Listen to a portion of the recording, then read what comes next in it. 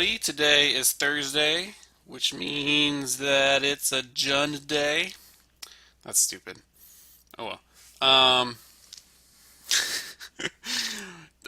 Just kind of running it back what we've been doing for the last couple of times here.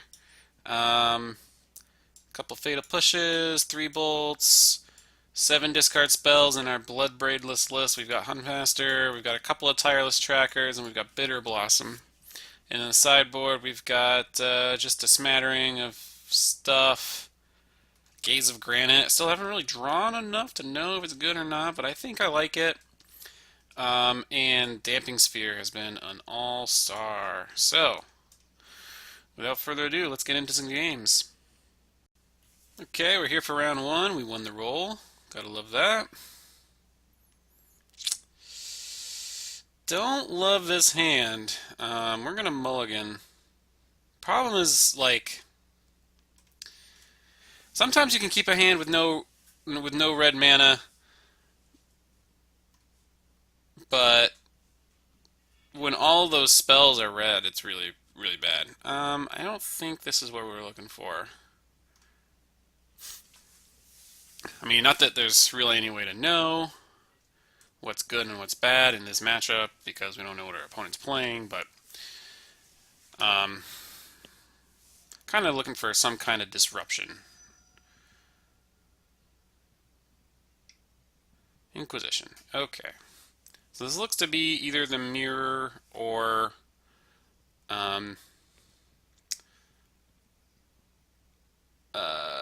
Mardu, probably. Probably Mardu. I guess it could be like a Death Shadow, maybe like a Grixis Death Shadow. Sure. Um, yeah, I think we're gonna do this.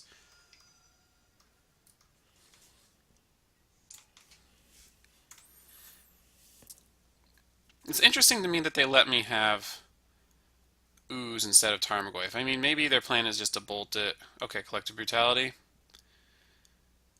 Yeah, fair enough. Alright. Hmm.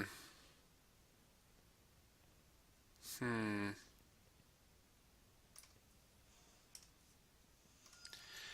So the plan here is hope they don't have another removal spell and see if we can land this Raging Ravine. The problem with playing Liliana and ticking up was that we would have had to discard our only land. With the Faithless Looting, it's got to be pretty likely that they have a removal spell for a tracker here. Yeah, okay.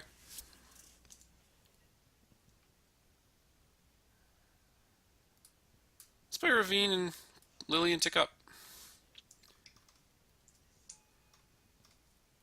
Don't especially need this bolt. The Lingering Souls is going to be a problem, but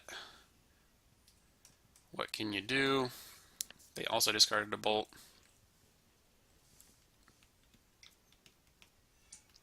They flashed it back. Fair enough. Not the best draw, but we can make them sacrifice a creature. It's possible that what we really wanted to do is just make them discard, but I don't know. I want to get this stuff off the table. We can do that next turn pretty easily too.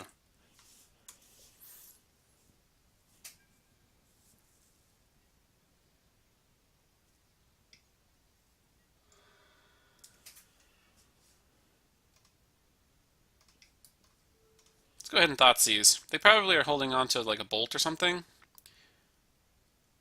and we don't want any part of that. Okay, that's fair. Let's get rid of Liliana.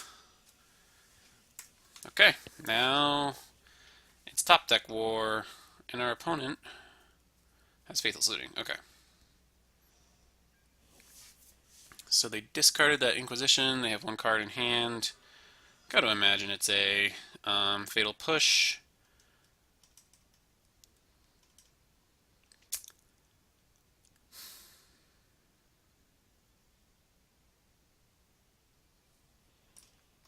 I am going to make them spend it on this Raging Ravine.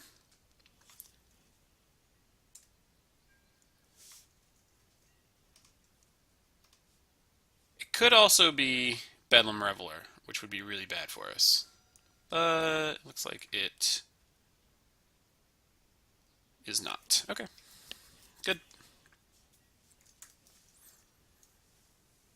Hopefully this isn't a discard spell of some kind.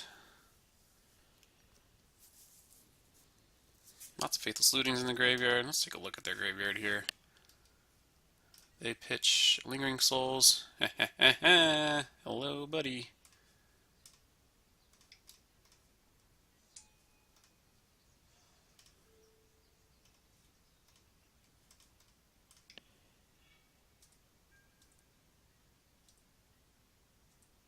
They have 1, 2, 3, 4, 5, 6, 7, 8 instants of sorceries in their graveyard, so there's really nothing we can do as far as trying to get rid of all their stuff for Bedlam Reveler to make Bedlam Reveler cost less.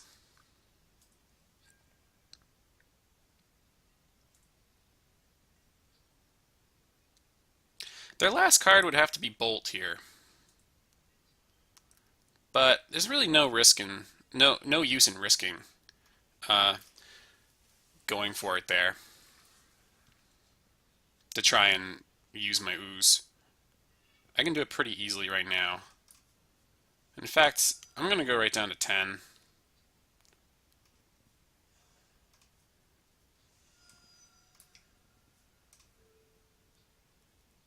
Problem is that all the creatures are my own.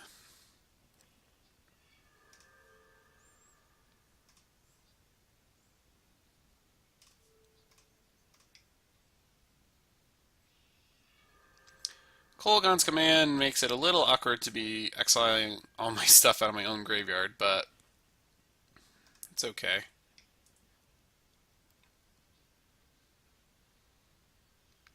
So now that we're out of bolt range,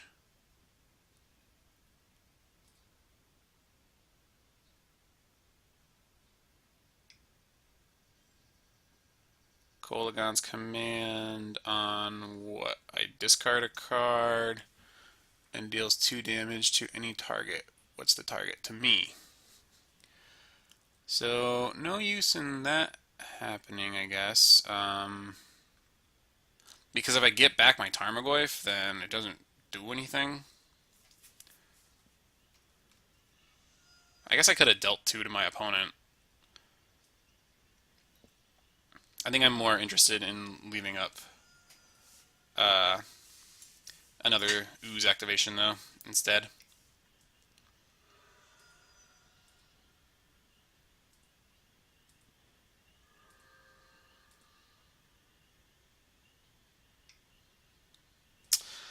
That's not a bad draw, but I mean they did Faithless Looting for like their whole deck, so it was only a matter of time.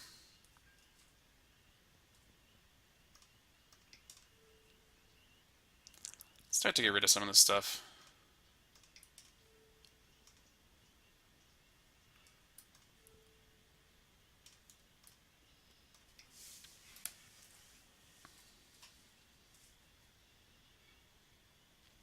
That's not gonna do it.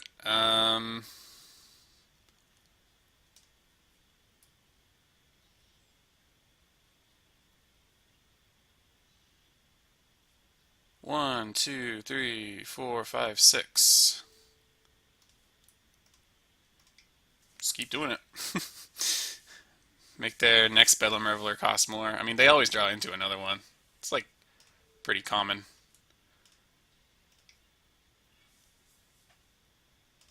And let's do one more. 1, 2, 3. So now it would cost 6. No, it would cost 5.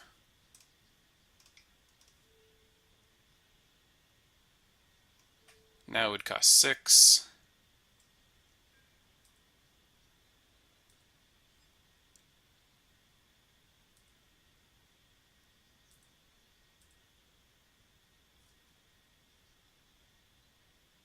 I think I'm okay with that. My opponent wants to spend all 6 mana. Terminate's pretty good. So now we might as well They clearly don't have Young Pyromancer, so I don't need to hold up Fatal Push.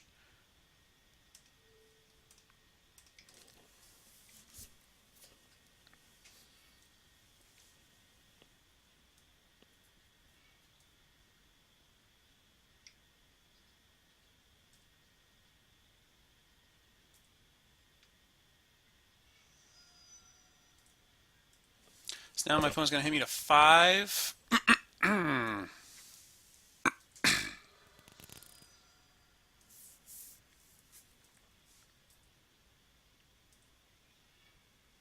Not a good draw.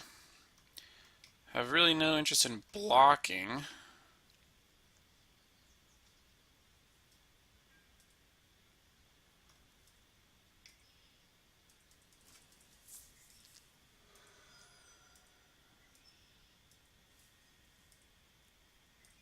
But now my Ravine is a 4/4, so maybe you can block next turn.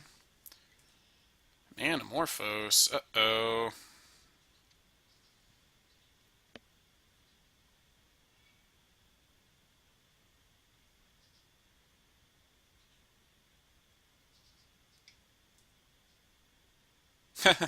That's funny. Alright.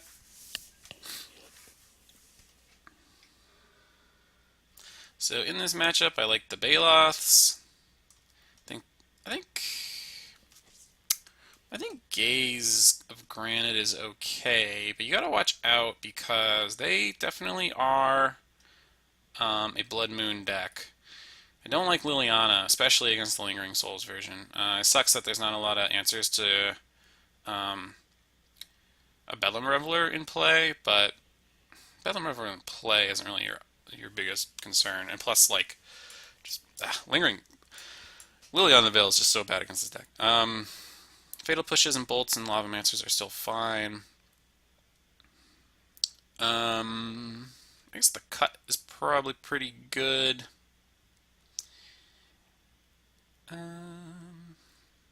Bitter Blossoms, clearly amazing. Maybe it's not the best with Gaze of Granite, though.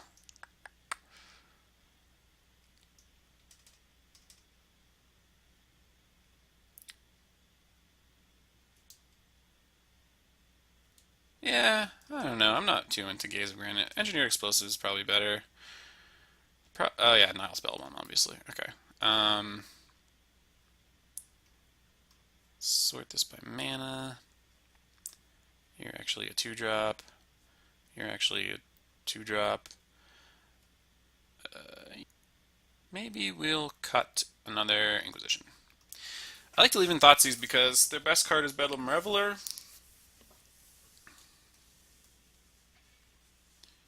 Hand seems fine.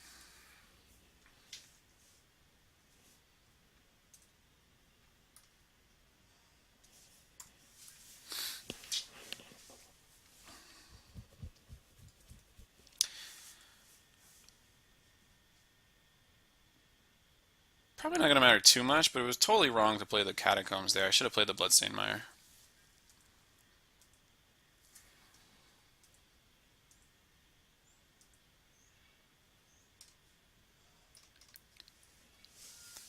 But at least I get to play around Blood Moon. There's not any like double colored cards in my hand right now.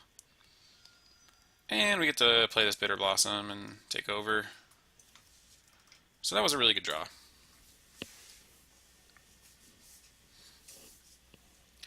Unfortunately, we can't play Ooze and use a green right now.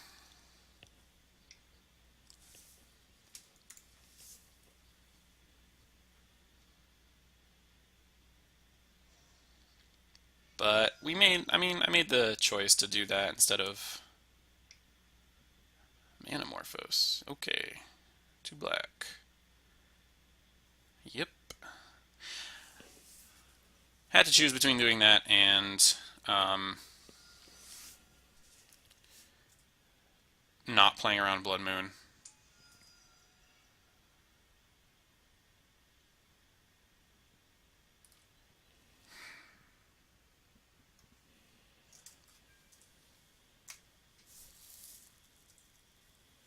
So I like where we're at still. Blooming Marsh was a little bit of an awkward draw.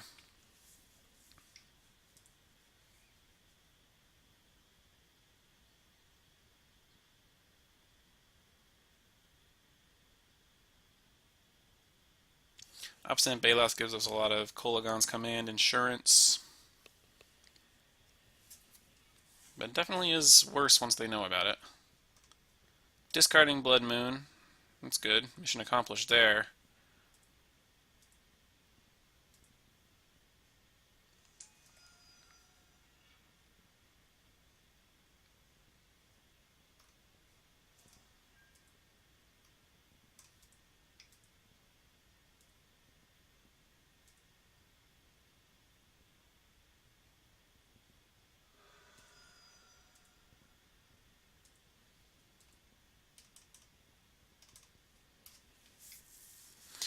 Love it when they fatal push a token.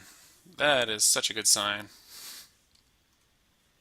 Let's see what they do here. They might flash back. Yep. Good play.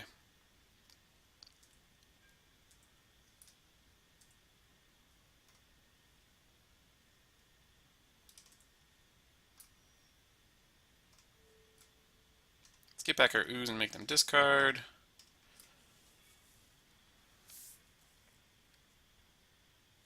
Another Lingering Souls. Okay.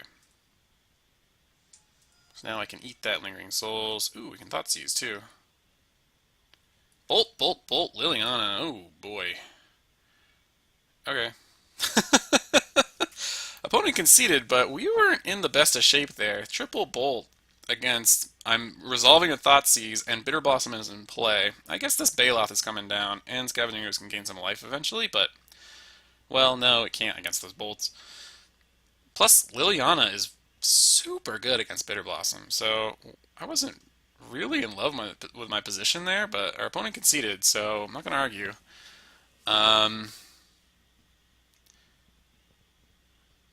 Yep, I don't think I want to change anything.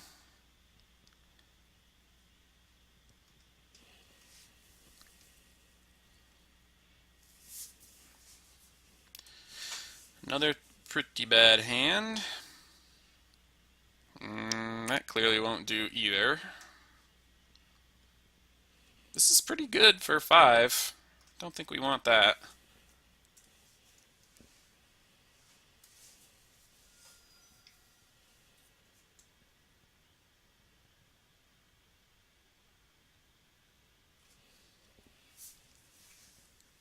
Crackling Doom. Wow.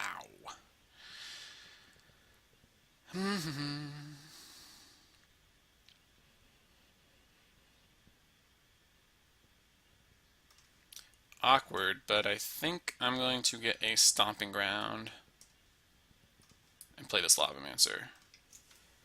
I want to protect against potential young Pyromancer this turn.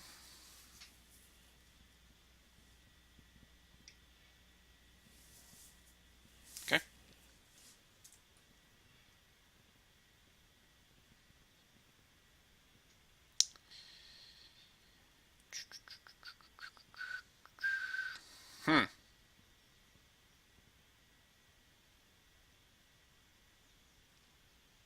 Do I play this ooze or not? I think that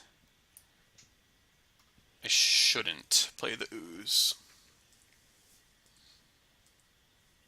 And I played a Vern Catacombs to fight around to play around Blood Moon.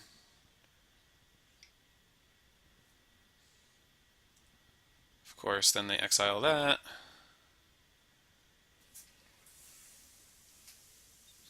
Two Bedlam Revelers in the graveyard, though, so that's good for us.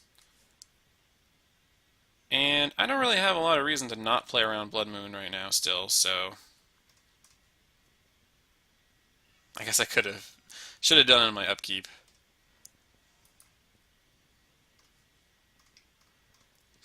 In case I drew the forest. Let's eat a Reveler. Pass the turn. Now our opponent's going to have to... We get it out of Kolagon's command range, which is good. I've got to imagine they have some removal. Yep. This is a big boy.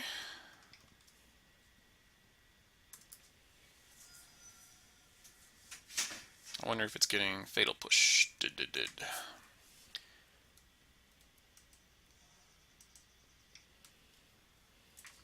Sacred Foundry. It makes me think that they might be casting a Lingering Souls. But maybe that Crackling Doom. Nope, Bedlam Reveler. Okay, that we can deal with. Ooh.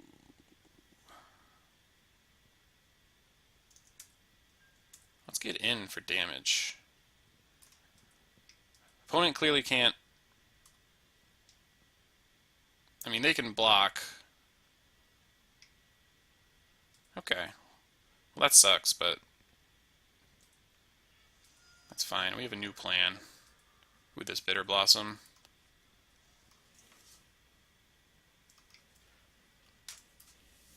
Might have been wrong to play the land in case we draw the other Tyler Stracker, but I think for the most part, like, opponent knows it's a swamp, so they're not going to Inquisition us or anything. Gotta like that.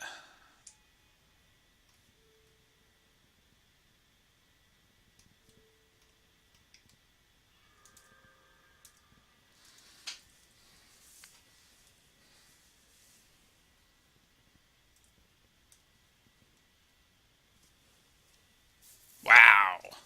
Just concedes. They must have had all land. Interesting. Also, Bitter Blossom is really tough to deal with, so. Alright, let's go to round 2. Okay, everybody, we're back. Round 2. So it means we lost the die roll, and our opponent isn't showing up. So that makes me think that I should mulligan this hand. I'm not going to. I'm going to keep it. But if our opponent is on burn, this hand is awful. So let's see. Let's see if I'm right. Let's see if our opponent tipped off their hand. And if they did, then next time I'll mulligan this. But we're gonna find out what happens here. Okay. Okay. Alright. Playing against some humans. Pretty good hand against humans. Ooh, just got a lot better. Hierarch. Bunch of garbage. Okay.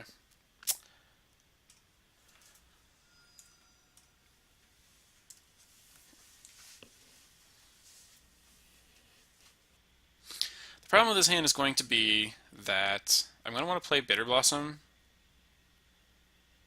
and get a green source with this Bloodstained Mire. I think instead I might just not play the Bitter Blossom. I might just play another Thoughtseize.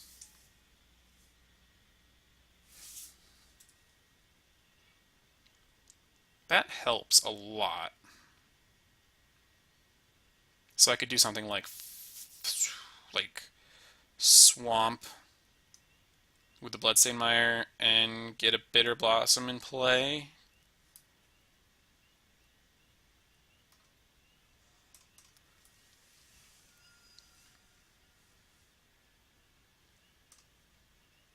The problem with this play is that with all these Hierarchs and Vials, this Thoughtseize might be dead like very quickly, so this might have been the last turn to actually like cast it and get something out of it. Like if their last card is like Mantis Rider or something, then I will have wanted to cast this Thoughtseize.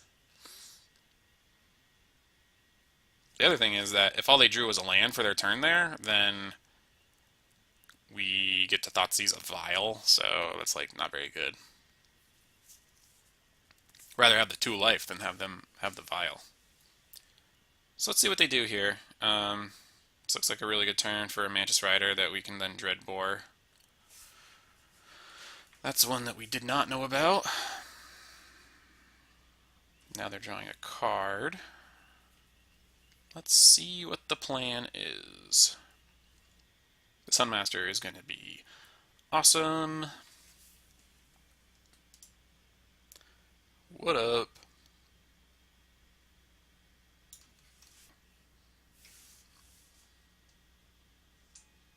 Meddling Mage on. I don't think you're gonna hit. I just don't. Lightning Bolt. Fair enough.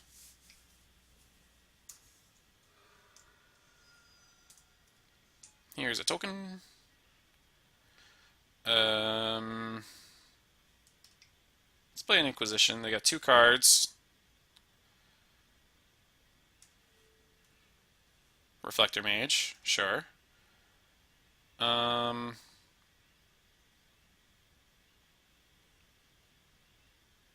yeah, I'll go ahead and Dreadbore that thing.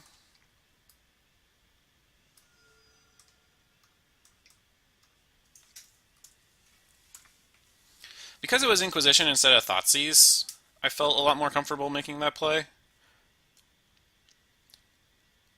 If I hadn't drawn the Inquisition, I might have just not done anything there.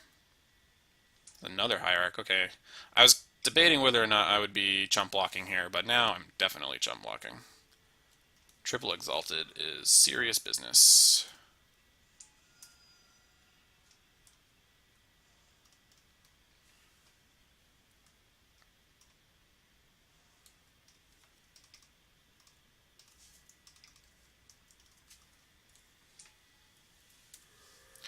Pretty glad that we got rid of that Reflector Mage,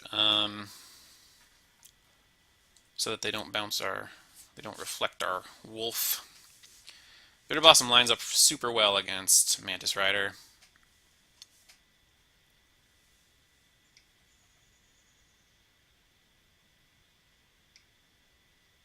This Mantis Rider that my opponent just drew is the one I'm talking about, of course.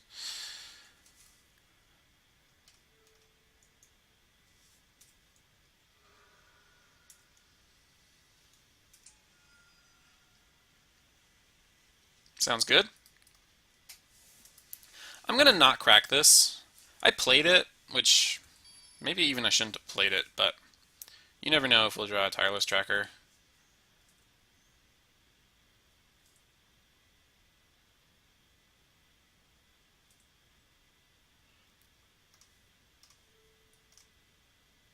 Also, I'm going to use this Lightning Bolt right now.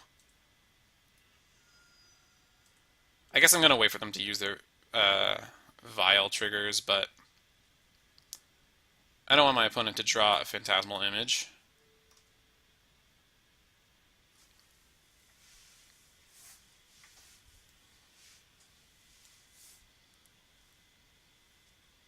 Can't really attack with anything. Also, what's really funny, if they play Reflector Mage on Ravager of the Fells, I can still cast it next turn because it had a different name. Funny little tidbits of Huntmaster tricks. No attacks, that's cool. I could flip my Huntmaster back the hard way if I wanted. I'm gonna get in with this wolf too.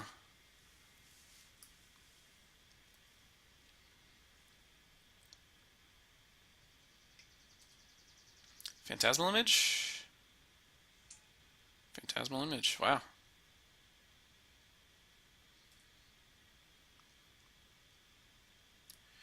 So they have a 4/4 Trampler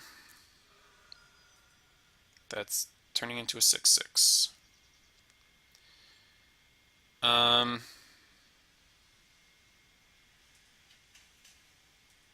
Yeah, that's really rough for us.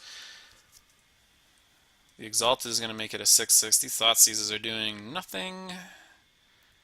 If I cast 2 Thoughtseizes just to get my Huntmaster flipped, then I go to 6 life. So that's not good. So just need to draw something that targets here. Because anything that targets the Ravager of the Fells will kill it. Yeah.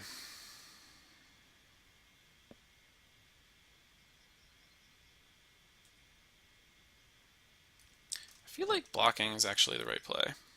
Even though if I'm taking 5, I think being at 5 is something I can actually win the game at, but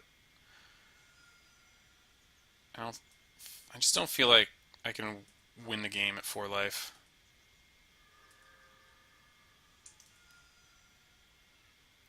Not a good draw.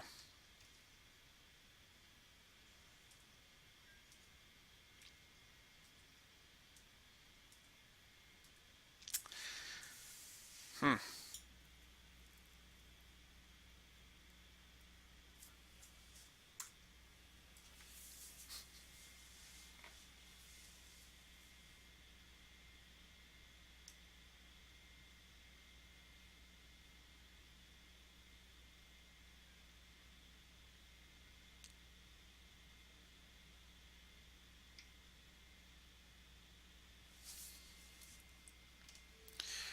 Reflector Mage pretty much seals the deal against us here.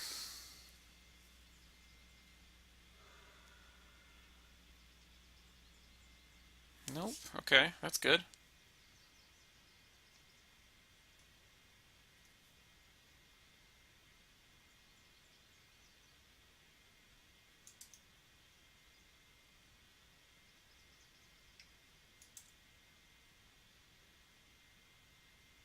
For Thalia? Thalia's lieutenant. Okay.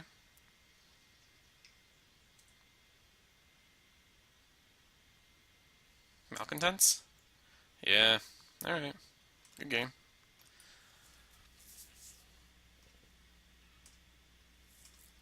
Ugh. If only I'd drawn you.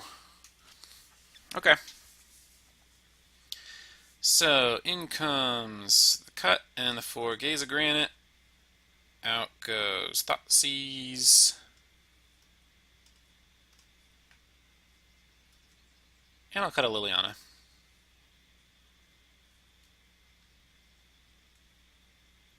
Yep, fair enough.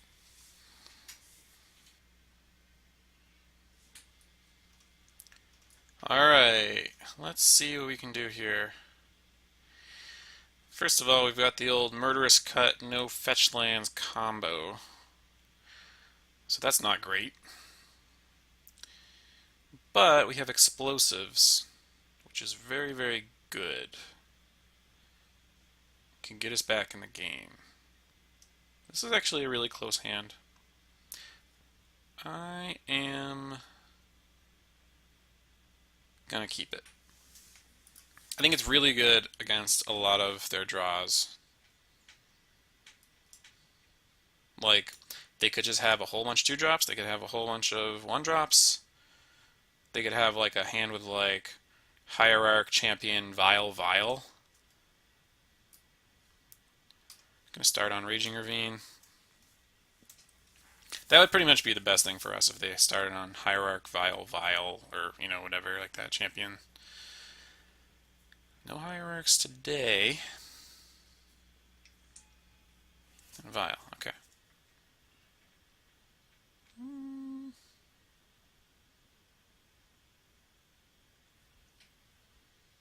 think I'll play the Overgrown Tomb. Bolt's a good draw. Let's see if they play a champion here. No. Okay.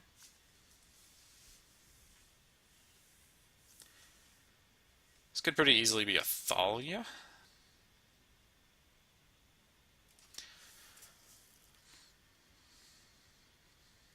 Thalia is really funny with engineered explosives. So, unless you're trying to engineer explosive for 0, then you can't with Thalia in play. But, I mean, you could. You have to have a land that adds colorless. But, you say X equals, you know, you want to do explosives for 2, you say X equals 1, you pay 2 colors of different mana, and it comes down as Sunburst 2 because you paid 2 colors of different mana. The X in the mana cost has nothing to do with anything. It's just how much it costs, and you can play however much you want. You can, you know, if there's a Thalia and a Sphere of Resistance in play, you can play Engineered Explosives X equals 2. I'll pay a black and a red to cast it. Comes down as 2. You can also do something like use black, red, engineered explosives X equals 4, comes down with 2 sunburst counters. The X has nothing to do with anything. It just means that you can cast it for however much mana you want.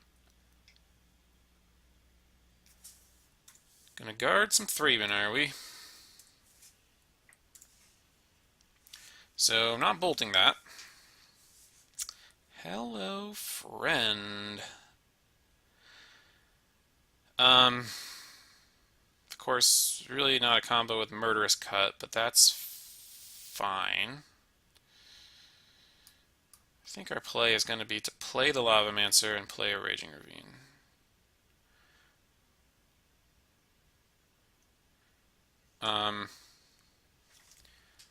The way they played here, this could be a Hierarch, but this is probably not a Champion of the Parish.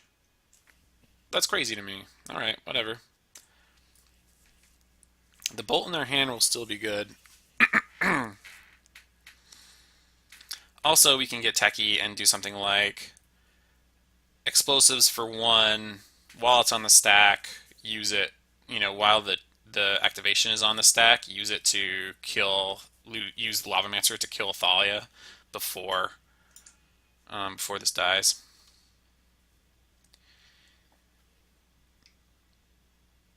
Oh boy. What have we gotten ourselves into?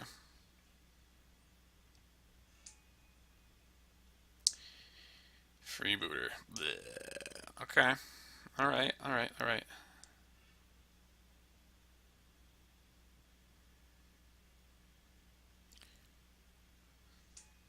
Yeah.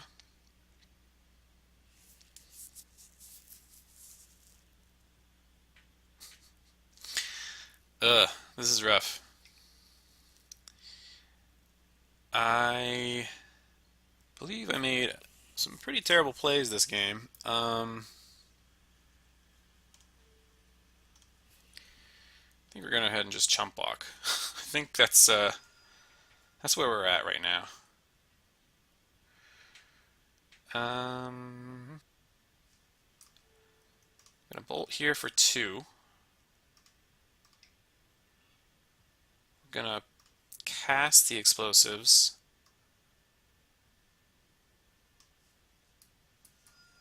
For 2.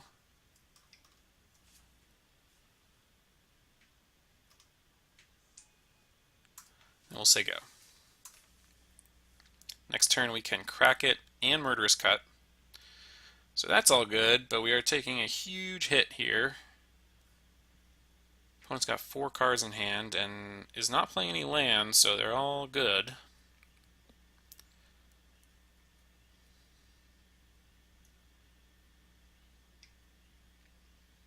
And a 3-drop, which is not what you want to see.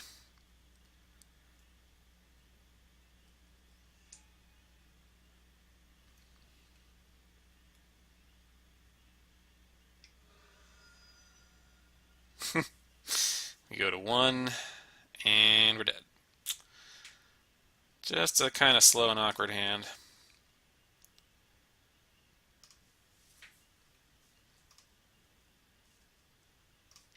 Alright, well, let's turn this around. We'll be back for round 3. We are back for round 3, we're on the play. Yeah, it's alright.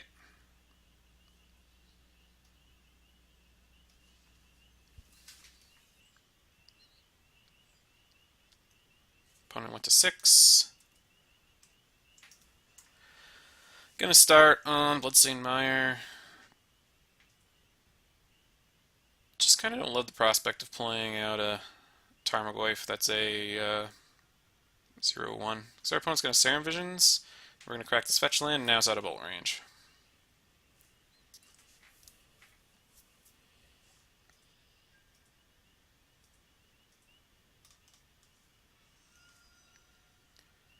Blood Crypt. Hello, friend. So we do not know if our opponent is on Storm or on some kind of control deck. Looks a lot like Storm to me. Hopefully this is Electromancer, not Baral. It is Baral. That works pretty good.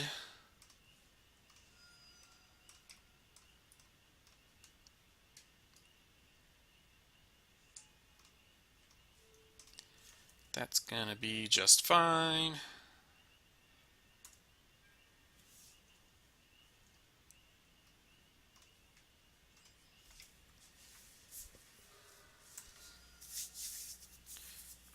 let's see if we can steal this game.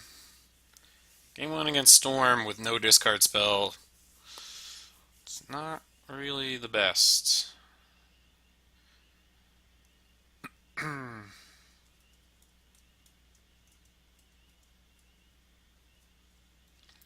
Scavenging Ooze might be our best draw. Ooh, I like that. I like that a lot. We're gonna discard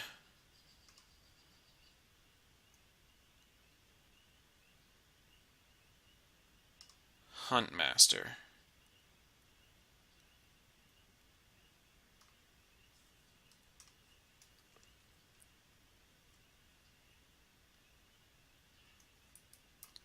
We're gonna deal 2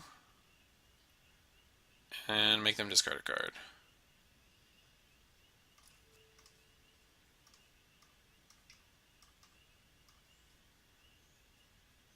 Now there's instance, so this Griff is a 4/5. We get to attack.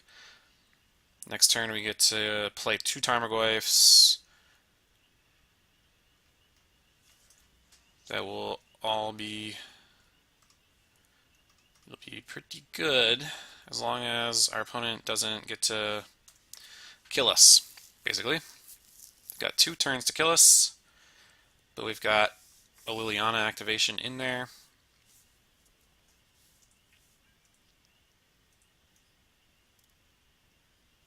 The opponent has decided that they lose. If the opponent knew what our hand was, they would have known that that was the right decision, but they didn't. So maybe that was a little not the best. All right, so let's see. I don't love a bunch of 4-drops, and I don't love Bitter Blossom, and I don't love Lavamancer. I gotta trim some of these removal spells because the cards that we're bringing in are all gas. Damping Sphere, and the Blightnings, of course. And I think I want 1 explosives. And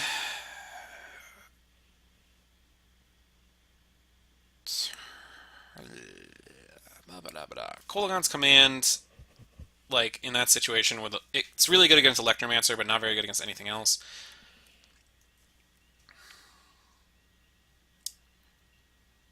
I think we should cut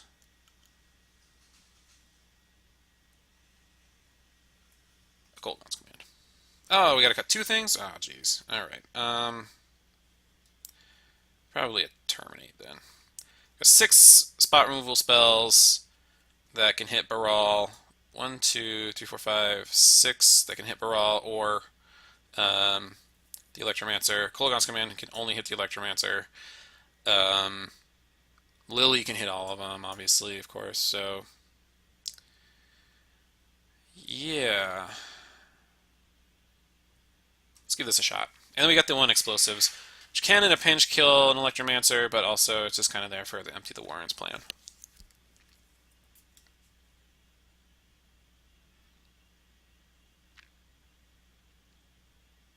I'm not going to say no to this.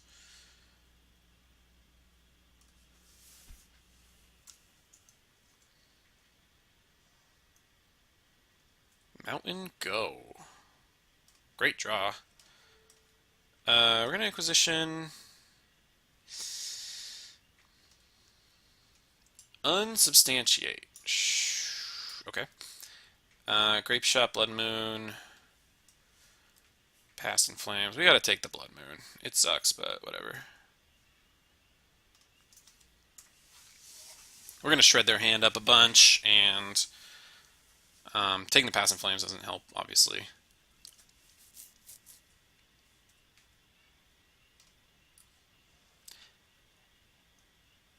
Maybe now I can take the Past in Flames, although if I just put this on the battlefield, it's also just like good enough. I think it's Inquisition again.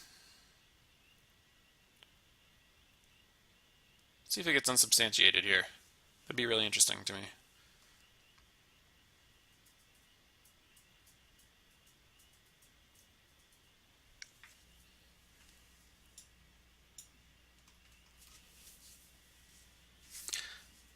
about these Hour of Devastation art is that they just look the same. Desperate Ritual, Manamorphose.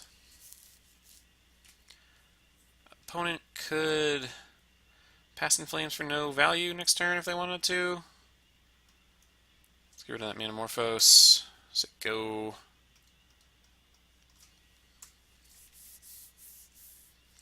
Get a lot of stuff that they need.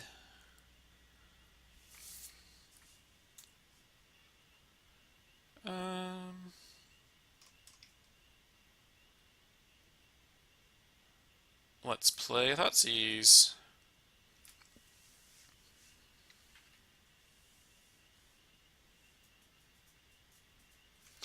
Now they're considering unsubstantiating it again, which is fine. Sure. So now we get to play this Nile Spellbomb, which really puts them in trouble. And if we draw another black source next turn, then we're golden. There's an island. Uh-oh, is this a Blood Moon? Pieces, okay. That we can beat. Looks like they're probably going to get a Serum Visions and a Manamorphose is my best guess.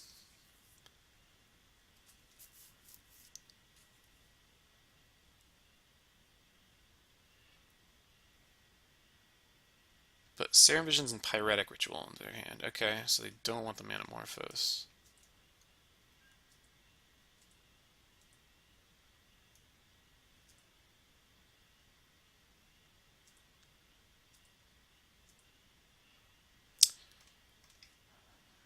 Might as well use the Inquisition. Because I know I'm just taking Serum Visions?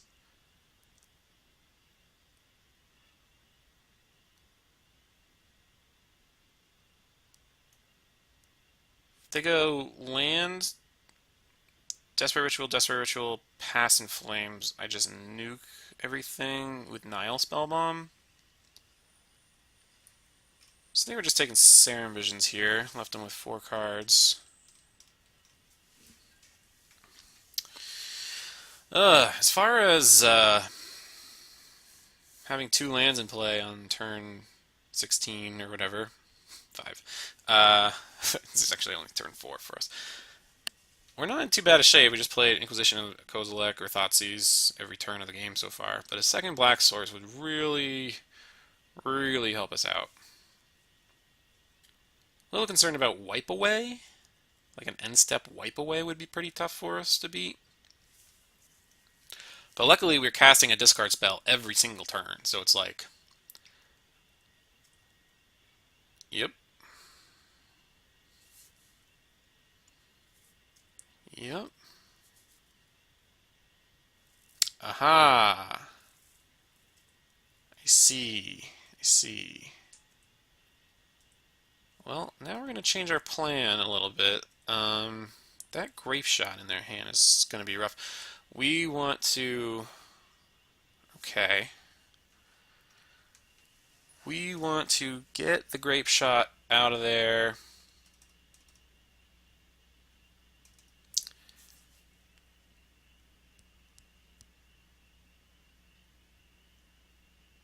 And then resolve the Ooze. We could also just resolve the Ooze, but then, no, that's actually super bad.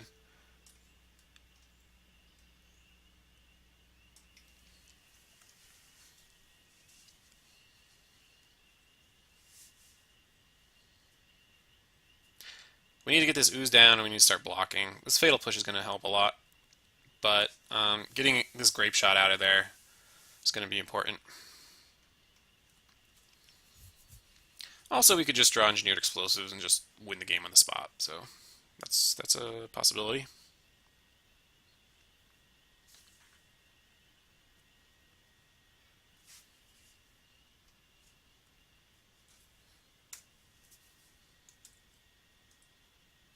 So their hand is Past in Flames, plus whatever they draw this turn.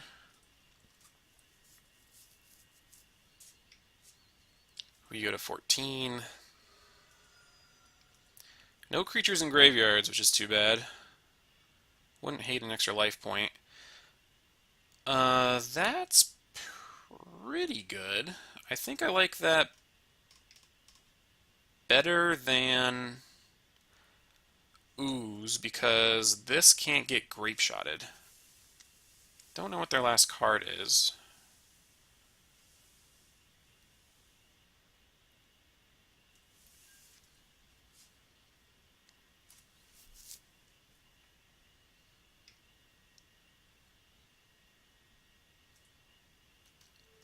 Let's block. If they follow up with a Baral, then it sucks, but we have to do this because we're definitely losing the race if we don't.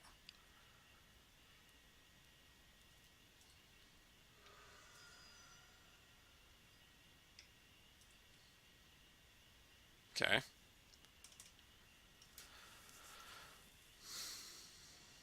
Shivan Reef go, our opponent says.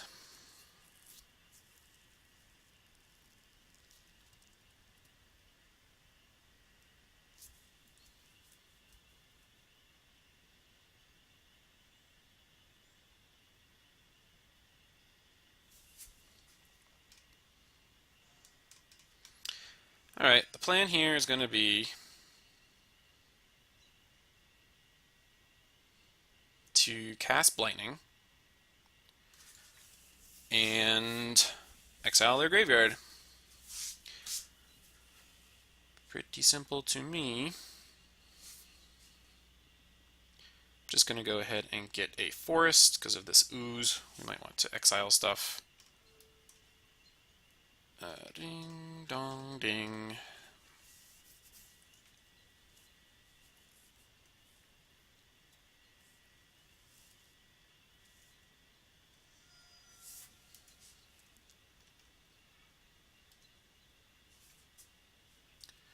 So now they got nothing going on.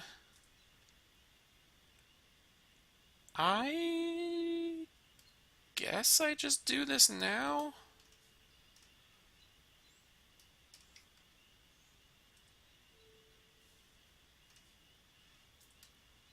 Lily's pretty good.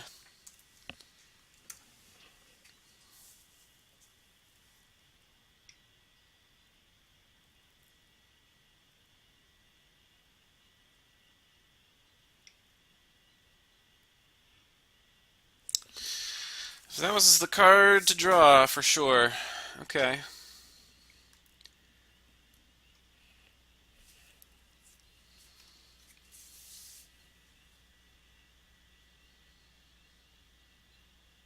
Pyromancer Ascension. Wow. That's pretty cool. They put Serum Vision and Pyromancer Ascension into their hand. Okay. Alright.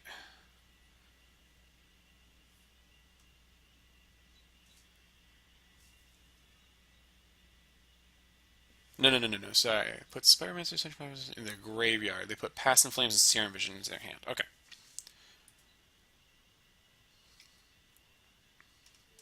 Let's block a token. That's a good card. I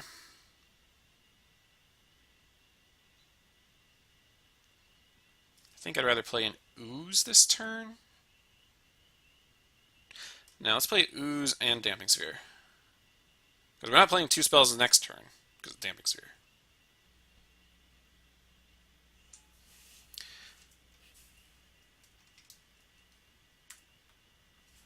Okay.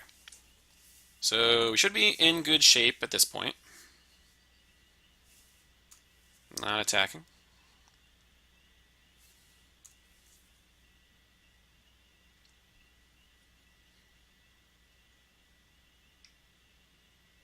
Sure.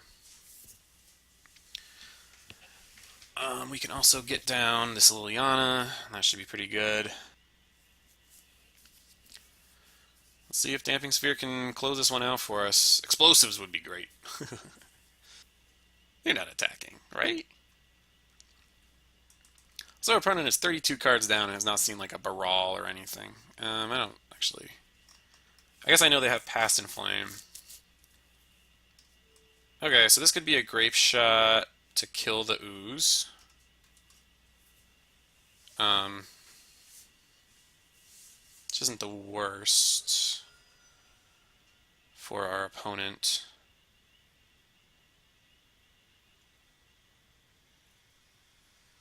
The problem is that it's just incredibly hard to storm off. Nope, they just didn't do anything. Okay. Let's play Lily. Each player discards. I don't need this Thoughtseize anymore.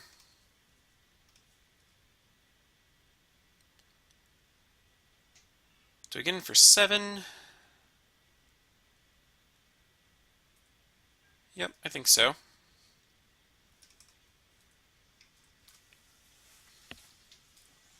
This could be a wipe away or an unsubstantiate on the damping sphere on end step. Nope. That's good. They could have...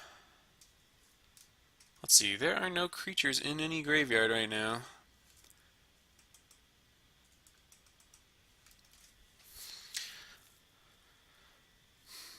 So that makes it tough. I can't gain any more life. They have something like Bolt plus Grape Shot. That would be bad for us. Manamorphose costs them a mana.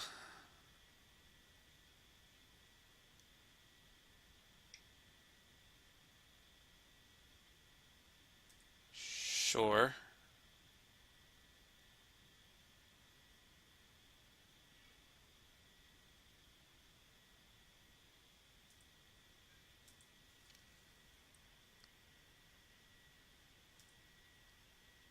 Now this token's on blocking duty. They got Sleight of Hand and Desperate Ritual in their hand. I don't really love the prospect of going to 3.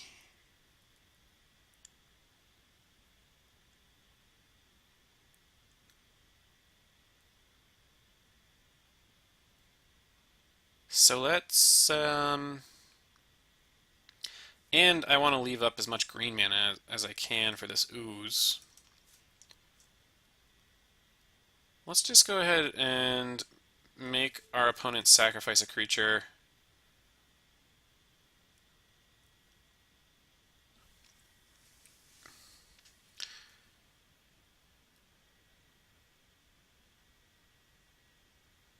I wish there was a way that we could get this Liliana into the graveyard, because it would make make the Goyf plus Hissing Quagmire big enough to win the game. Let's go ahead and attack. This puts them to 3. And we've got... having Terminate up isn't the worst in case of Brawl. But our opponent's going to need something really, really good.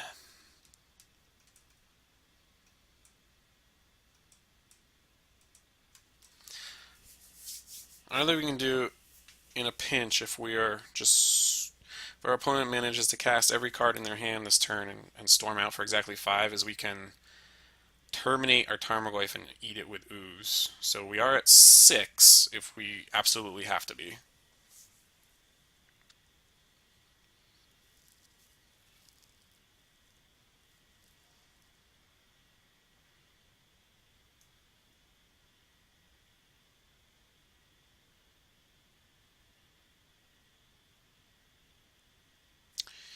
Waiting for one Polsky to pay costs make me think they're trying to play and empty the Warrens. And it costs 5 now. Okay. So, Damping Sphere. Every time it's in play, you win the game. The card is just bonkers. I love it. Also, I mean, we've got a lot of stuff in the deck that's really good for Storm. I mean, Damping Sphere and Duress were the and the Lightning and the Niles. We drew a lot of sideboard cards, but we drew, we brought in a million. Just kind of the way it is, though. That's it's just one of the problems with being the Storm deck is that, like, you know, Removal spells are pretty good against you because you have your 2 mana creatures. I guess our opponent here took them out for Pyromancer Ascension, which is interesting, but then the Graveyard Hate hits you, the Damping Sphere hits you, of course, and just discarding Tarmogoyf is really good too. So you get hit from a lot of angles, and when you play Jund, you're going to have lots of different sideboard options to bring in against stuff like this. So no surprise that we were overloaded with good cards to bring in here. All right, here we are. We're on the play. We have no lands, so that's not a good hand. This hand is pretty good. Lots of 3 drops, which I don't love. I'm gonna keep it. We're gonna see. Ooh, opponent's going to 5, which 4. Okay. Well, if our opponent's going to 4, then we're gonna keep this land and just hope that we can cast our stuff. And in that case, we're gonna play Raging Ravine. The fact that it was Raging Ravine was kind of a big, was not the best for us. That's okay. Yeah. There's this tower. Go. There's a really good chance that there's nothing to hit here. Now they have an Oblivion Stone, Mine, Karn. Oh my god, we're still gonna lose this game. Alright.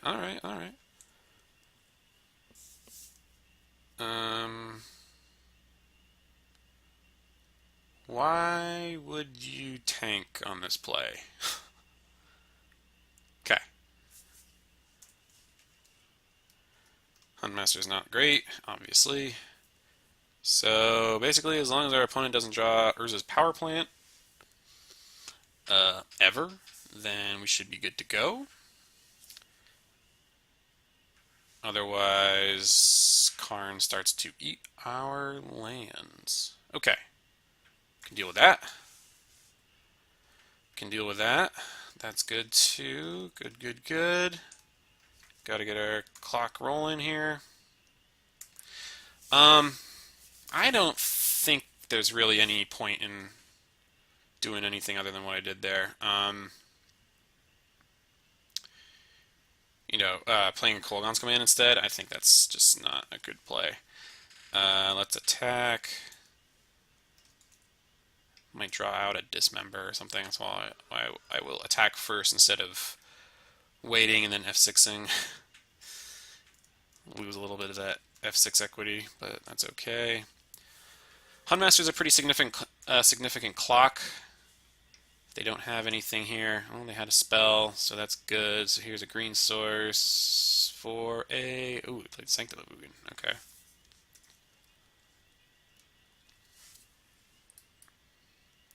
Let's do some math. 3, 4, 5, 6, 7, 8, 9, 10, 11, 12, 13. No really good way to make them lose this turn. So...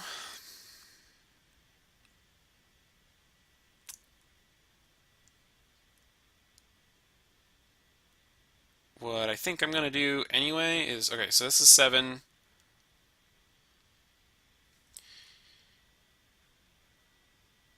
Let's...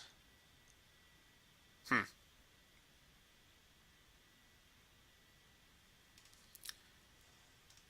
get aggressive here. I'm going to get a Blood Crypt.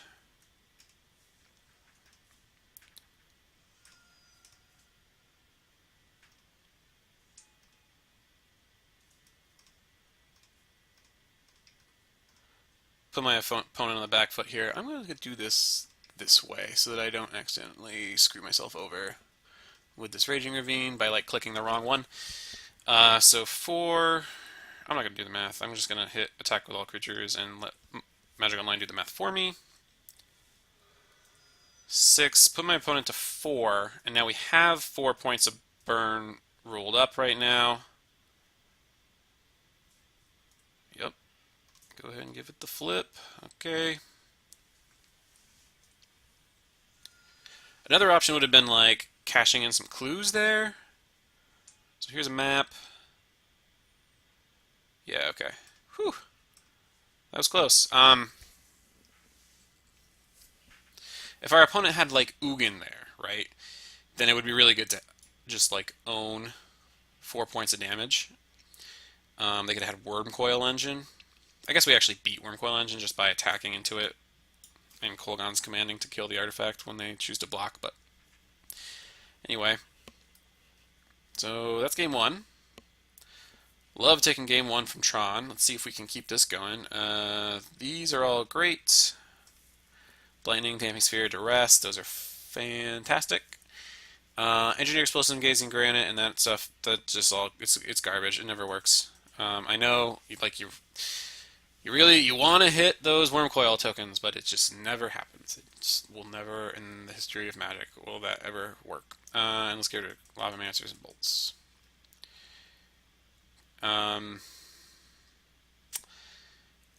Bitter Blossom's also kind of bad, though. This is... I'll usually do something like this. Yeah. Okay. This is the matchup where I wish I had Dreadbores instead of Terminate. There's a Terminate, but also a Dreadbore. Hand is very good, though. I just kind of don't think it does enough. Do nothing forever and then play Huntmaster and hope it's good enough. I mean, we have a Dreadbore, but it's only good against Ugin. It's not even that good against Karn. It's okay against Karn. A Terminate that does practically nothing. I think this is a mulligan.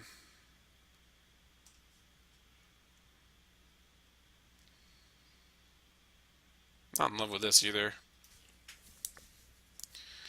Drawing some of our not great stuff, but our opponent's already on 6. And, like, we have Damping Sphere in our deck. We have a card that is just a knockout blow, so mulliganing aggressively is fine.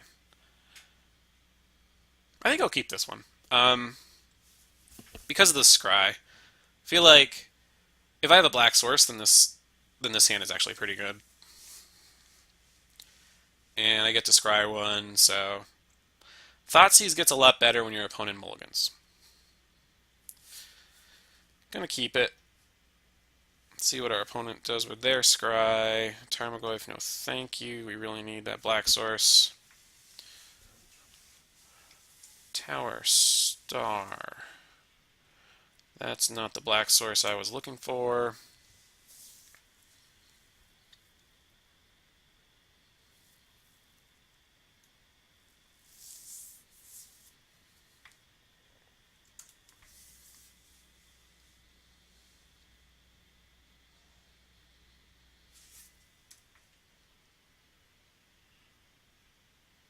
That is the black source I was looking for.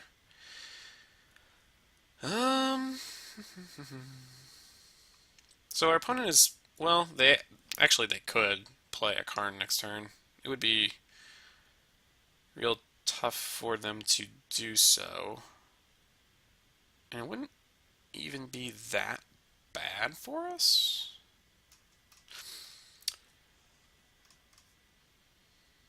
I'm not going to roll like that. We're just going to get a swamp, play a Tarmogoyf.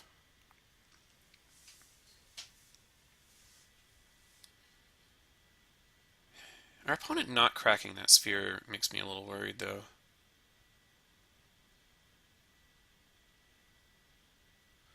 Like, you usually crack the sphere and add a green and just see what happens. Like, you might draw an Ancient Stirrings.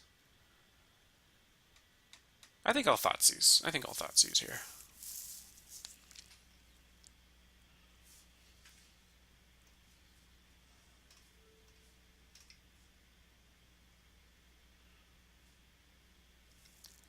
Ugin, Tower. Okay.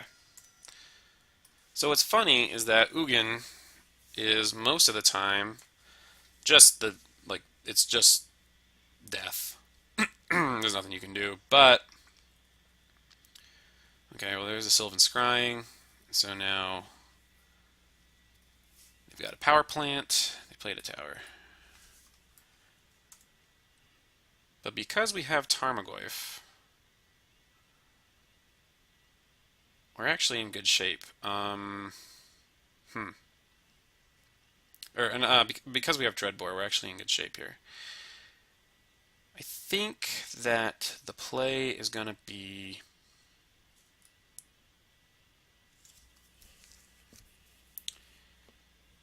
Tracker. Tracker? Nah, let's play Griff.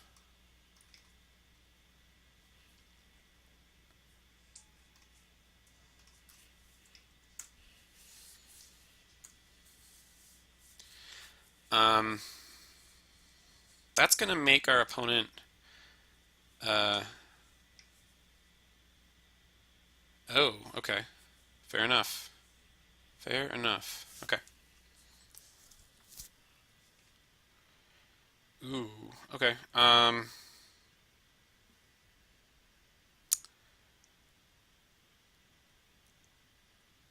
Well, clearly we're dreadboring. I gotta decide if I want to play this land or not. I think I will, despite this tracker that's in play.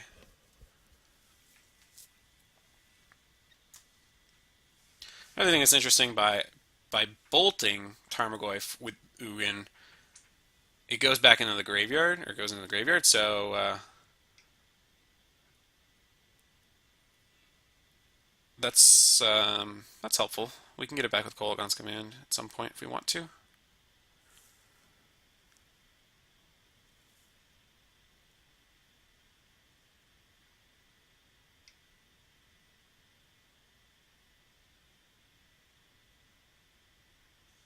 Here comes a Karn. I'm gonna not.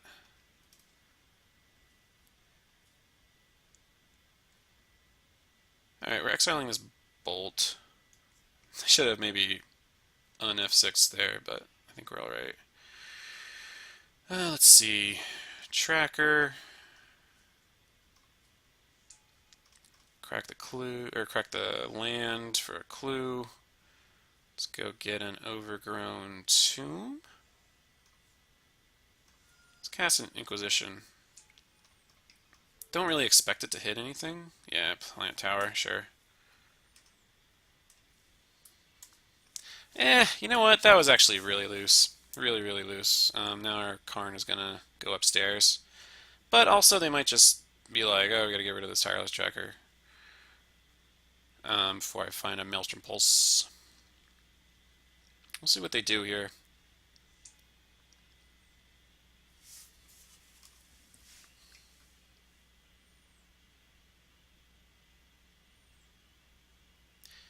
God. Damping Sphere would have been lights out on this game.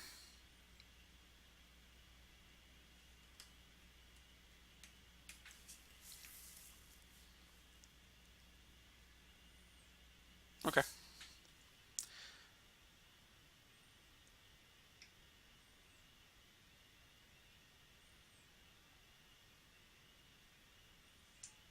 Oblivion Stone, sure. Fate Counter, Ghost Quarter. So the Ghost Quarter, of course, checks our Raging Ravine.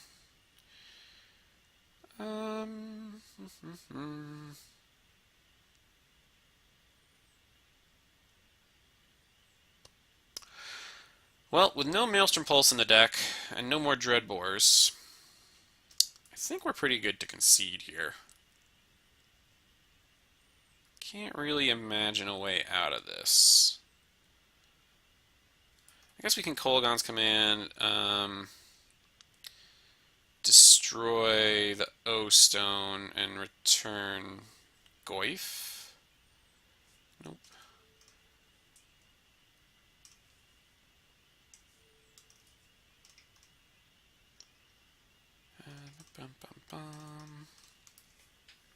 And then I'll leave this Blackleaf Cliffs in my hand for Karn purposes.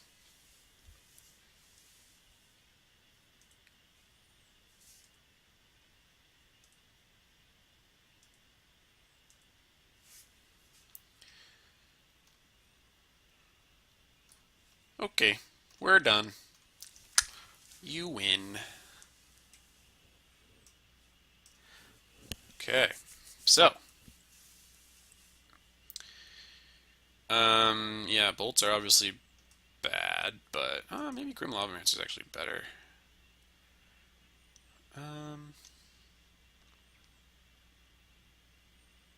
yep, nothing I really want to change. Just kind of want to draw a Damping Sphere.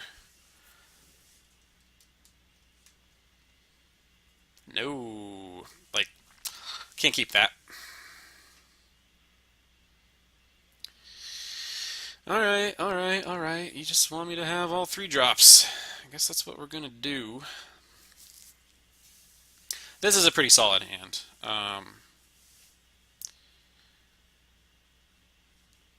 The K command is pretty good against like Oblivion Stone and Wormcoil, kind of. And we get a Scry.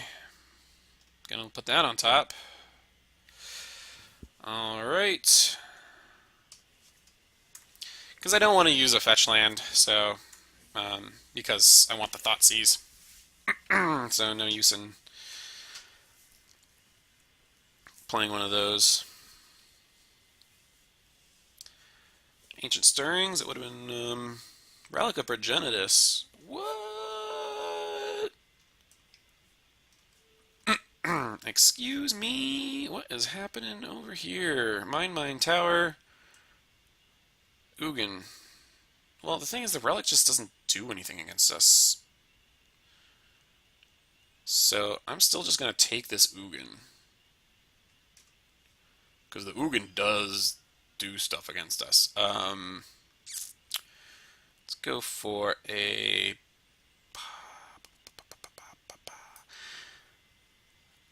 Wooded Foothills, planning on getting a Stomping Ground.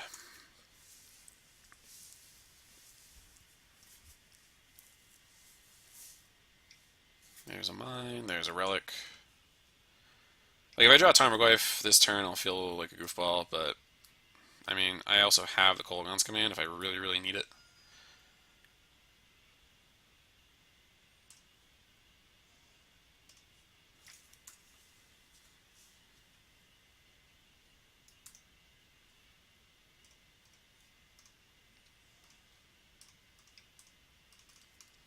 I'm gonna discard the Verdant Catacombs.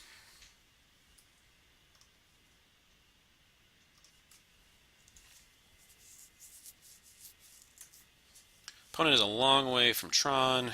They discarded a forest. They played their mine. We know 2 of their cards. They have a tower and a forest in their hand. There goes the tower. Would have loved for them to play a O-Stone.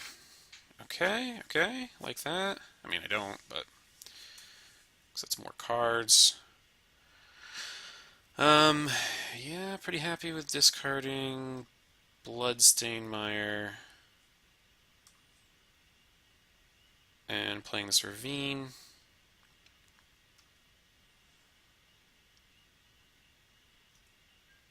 Like, I think that's the play. They discarded another mine. Tower plus Karn would be pretty good against us. Or Power Plant plus Karn. Another mine, okay. Alright, and I think we know that they still have a forest. I think I'm just going to shoot him with this K command here. Not really doing much. Pretty good chance I have to discard it to this Liliana anyway.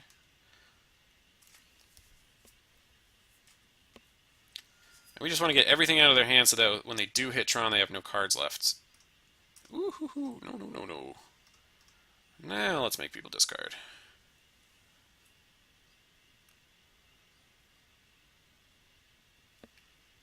World Breaker.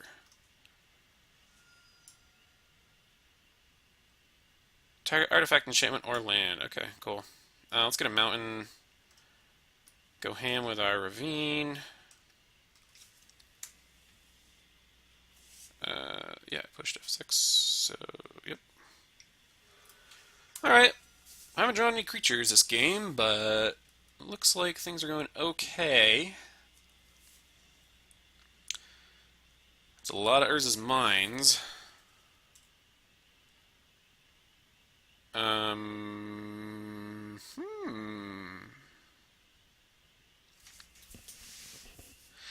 So here's the thing. If we play Damping Sphere, then tick up, our opponent could go land Worm Coil, and we'd be in a lot of trouble. I think the right move is to make them sacrifice, leaving them with Forest, Mine, and then play the Damping Sphere. Because what's going to happen is I'm going to leave a tower and a mine in the same pile. So let's go mine, tower. Now they have either mine, forest, or tower, mine. So hopefully this triple stone rains them. They take the mine and the tower. Yeah, okay. We cool.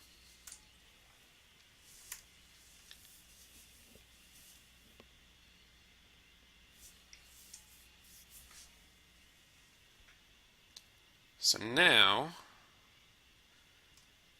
we should be all set to just kill them with Ravine before they can resolve anything. Unless they can go get a forest. They have discarded another... No, they have not discarded a forest. What do they got? Forest, and in the exile is a forest. So I think actually this forest is gone. They didn't use their map on their end step. There's a Chromatic Star. You can do whatever you want. Okay, Ghost Quarter. Yeah, alright. That's pretty good. Hey, look. Look what the cat dragged in. Gonna keep the sphere around in case of an O-Stone.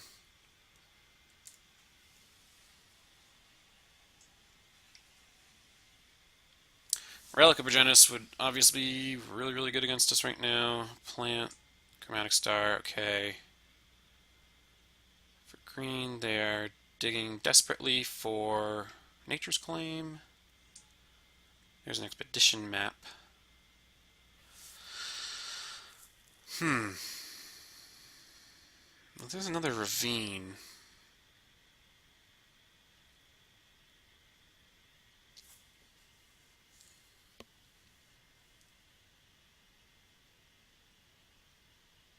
So we got to use our ravine here.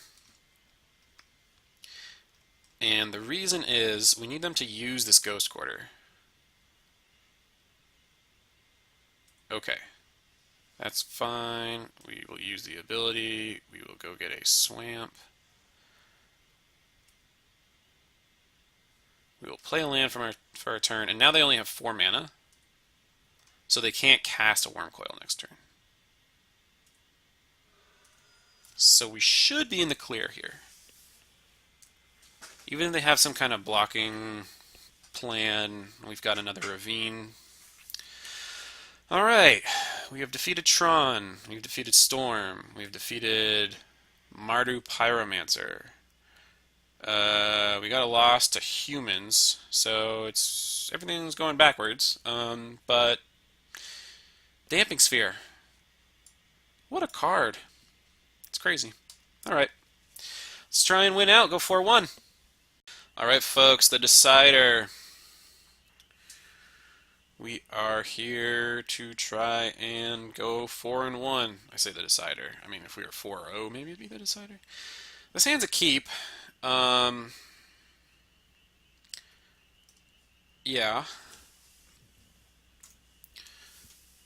Trying to decide what I'm doing on turn 1. If we draw a land that's not a Raging Ravine, then it will make our decision much easier.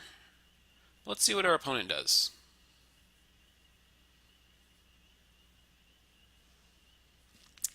Sure. Great. Expedition map. That's pretty good against us. So what we really want to do is Thoughtseize, then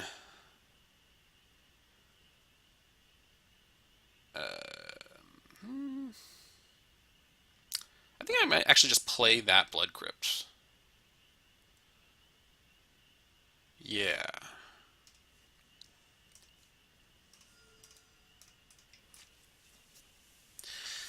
Then on turn 2 here, we'll probably play Lavamancer and Raging Ravine. Okay.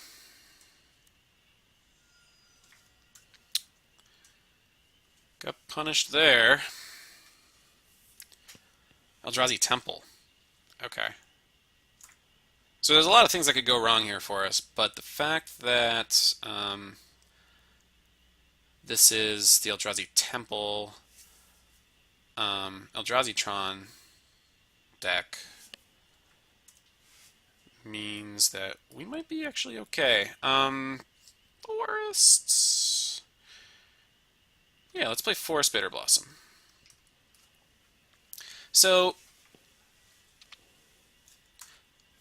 just the fact that we get to like mid-range, like it's just like a mid-range battle. They have a ton of mana and really big creatures, but it's just a mid-range battle until they cast Woolmog. But you can't win them all. This, of course, could be a Karn. This looks like a Karn. Nope, it's a Real Enemy Smasher. Okay, so we can beat that.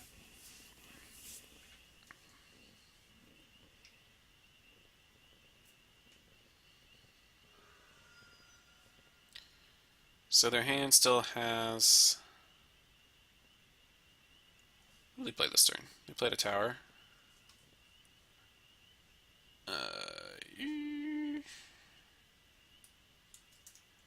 I don't remember.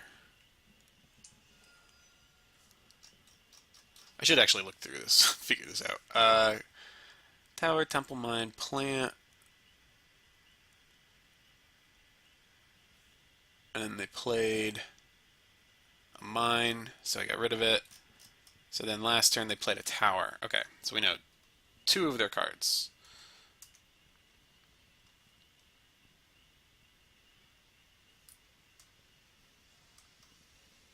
Tireless Tracker is a pretty good one. If the game can go late, if we can stave off death here for a while.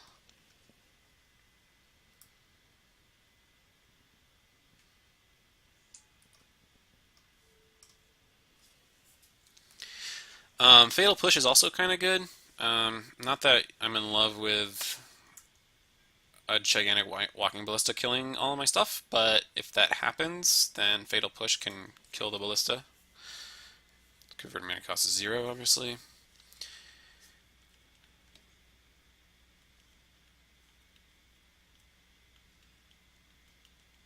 Opponent did not fetch with Expedition Map on end step, which is a little frightening. Here is a Thought-Knot Seer. Chalice on 2. Wow. Alright, alright.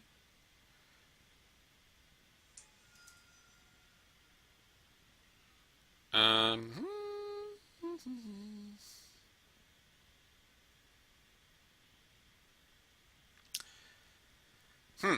Okay. I think it's going to be Tracker plus Raging Ravine here. I could also see... I think it's Tracker, Lavamancer, or no, Tracker, Raging Ravine, discard Lavamancer. If I'm going to do that, I got to discard first.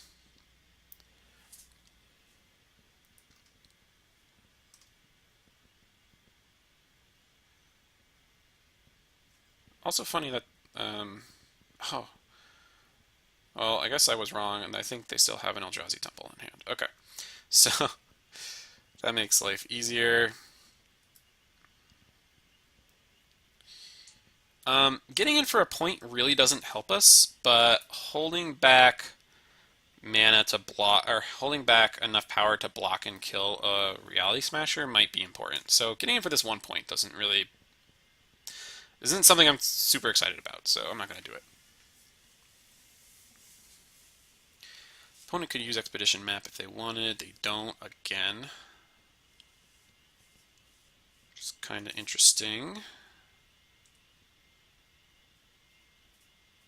They have a ton of mana. 3, 4, 5, 6, 7, 8, 9. 10 in their hand. So a Walking Ballista would be super bad for us. See, I think that they usually have Sanctum of Mugen in their deck, and it would have been a really good time for Sanctum of Mugen to go get a gigantic Walking Ballista or something.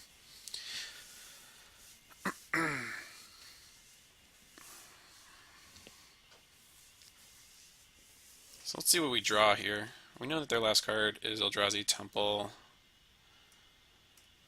They don't have any cards left.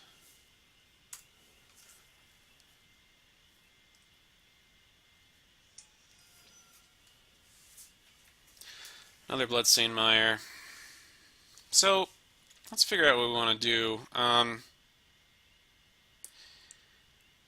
The easiest play would be to fire up Ravine, attack with it and Tracker and 2 fairies.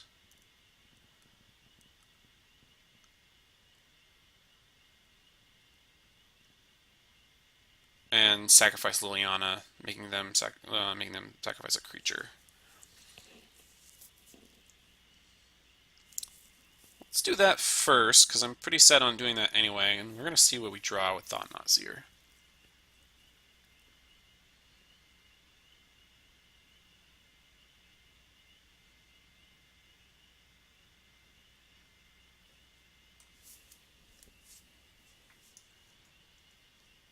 Not a good one.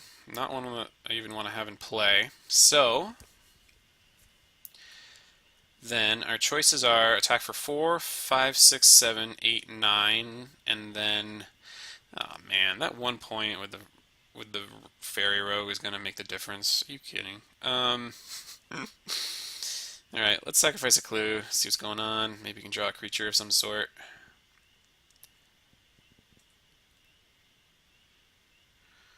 That's not great. Since we're doing this anyway, let's just play that. Also, a Chalice. Duh, I forgot. But Liliana's pretty good.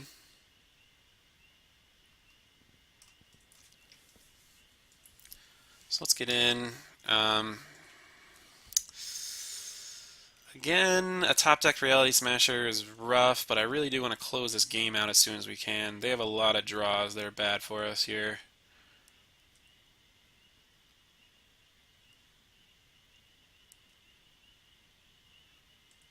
Ghost Quarter, okay. Well, that's good, because that could have been something like Sanctum, and we'd be in a lot of trouble if they drew any stuff. So there's that Ghost Quarter. Let's see what they play for their turn. This looks like a Matter Reshaper. Okay. You only got plenty of Faerie Rogues.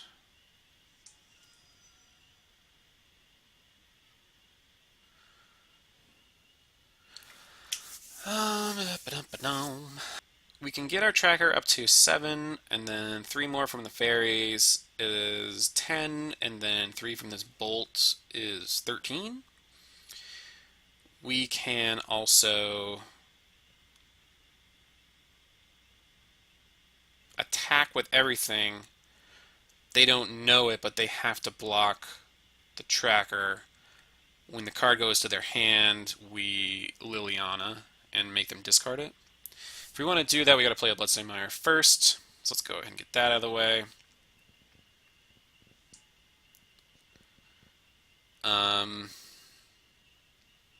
Because bolting this plus attacking doesn't really do it for us. Correct? Yeah, it would only be 10. So now they don't know it, but they are obligated to block here. If they don't, we get to kill them.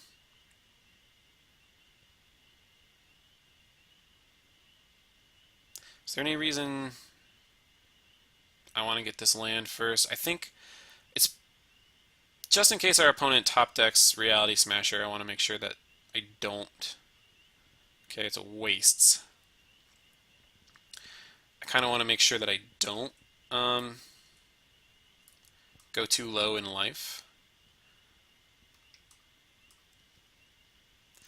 I don't know why I tapped my mana like that, but I did. Each player is going to discard. We're going to lose this Bitter Blossom. Okay, alright.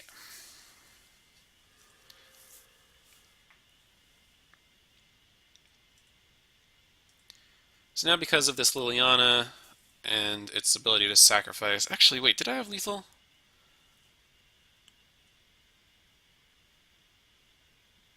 If I go Liliana... No, okay. I don't think I did.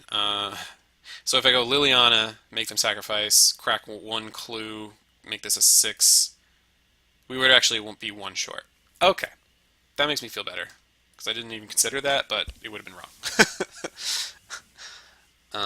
Alright, so... It was also, like, pretty...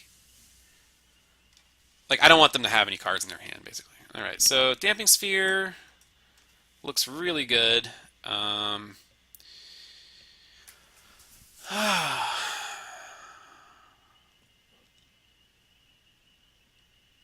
Trying to decide on explosives and Gaze of Granite.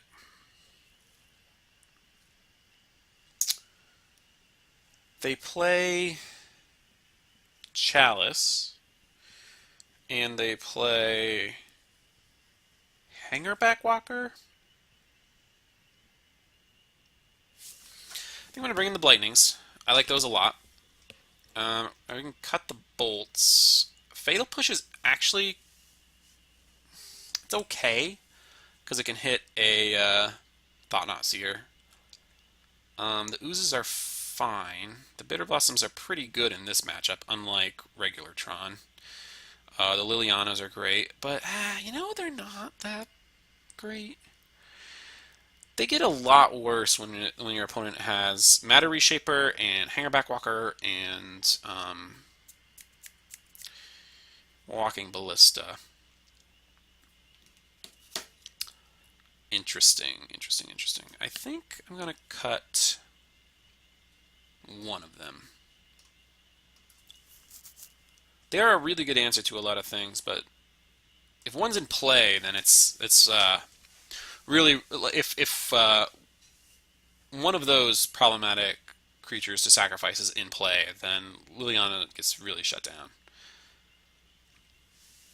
And I don't think I want to rest. Unlike regular Tron, so many of their cards are creatures that you want to get rid of. Smashers, Thought-Knot Seers, whatever. Even though they play Karn and they also play like Expedition Map and whatever. Just kind of not where you want to be. Hand looks fantastic-ish.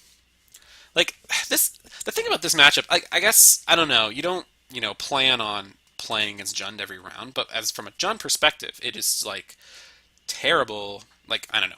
I'm gonna say this. I'm gonna jinx myself and lose these two games where I beat Tron. But like, the difference between regular Tron and Eldrazi Tron is just night and day. This is a keep. I can keep this hand, and it's not bad. Against regular Tron, this hand is garbage. If you don't have disruption and good stuff going on, then it's just like you're not doing anything.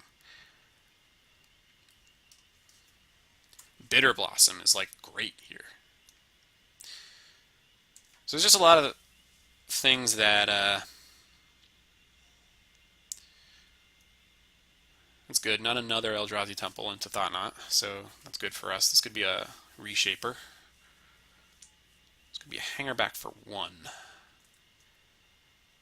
So the thing is, well, Coldness Command changes things a little bit. Like, how important is this Hangerback? If I terminate right now,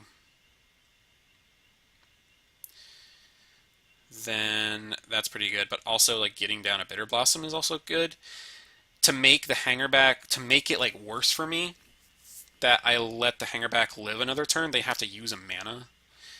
So, I guess because of that, I'm going to get down his Bitter Blossom ASAP.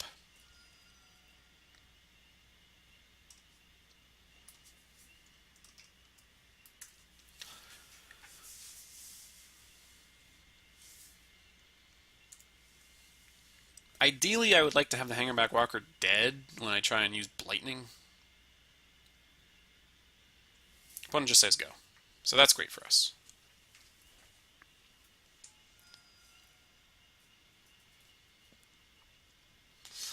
Do I want to get down the Raging Ravine? I don't think it matters. I think I would rather play a Wooded Foothills and say go, and then have our opponent use Hangerback Walker, and I'll kill it and make them discard a card.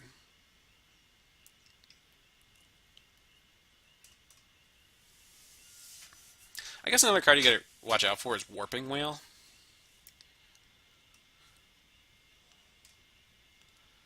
Destroy an artifact. Make you discard.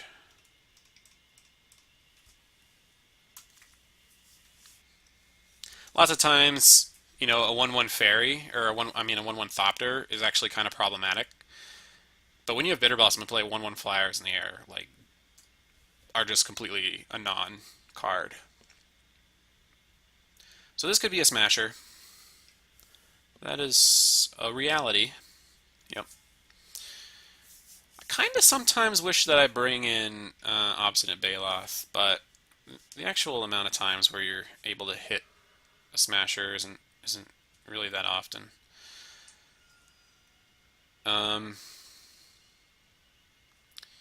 think the plan here is going to be get another swamp. So let's play an ooze. Attack.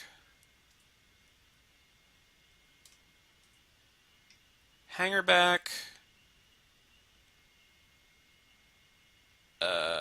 This smasher. It's going to be tough if they have another smasher, that's for sure.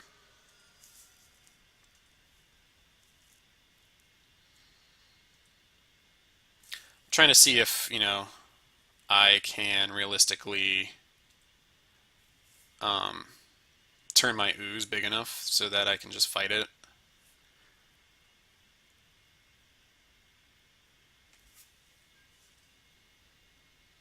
So it's not a smasher.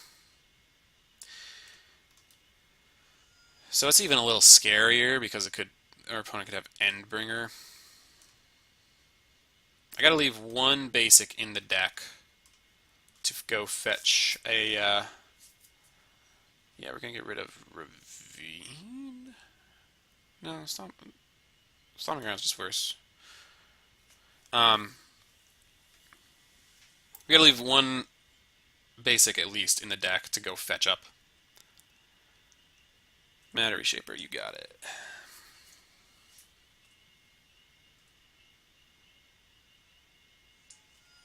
I guess if I had kept the Stomping Ground, I could. Well, there's our mountain, so there goes that plan. This looks like a great time to cast Lightning and eat 2 creatures.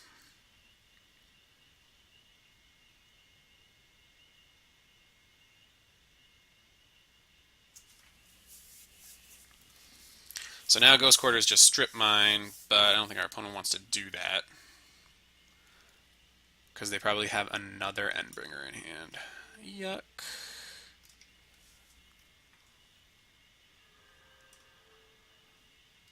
Nah, I don't want to do it again.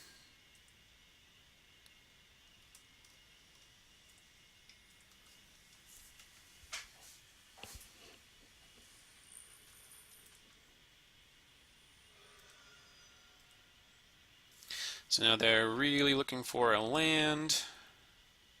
It would be pretty good if they could cast an Endbringer here. Instead, I guess we've got another Reality Smasher, so that's bad. We could trade off the Ooze and the Faerie Rogue. I think I'm getting punished pretty severely for not keeping that Stomping Ground around. So we're going to be able to turn the Ooze into a 6/6 next turn. We go to 7 actually. I think we should not trade this Ooze off.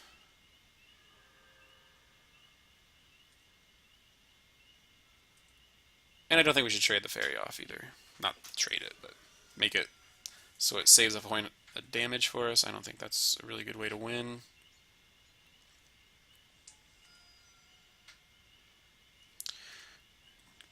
Look, ma. All ravines.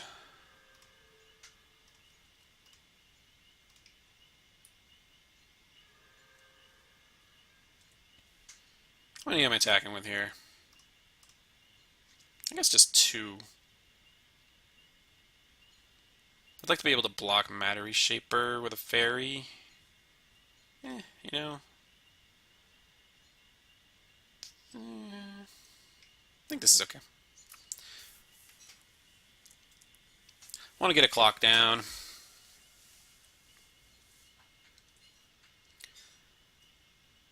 And get our opponent's life total low. Expedition map. So they can go fetch something.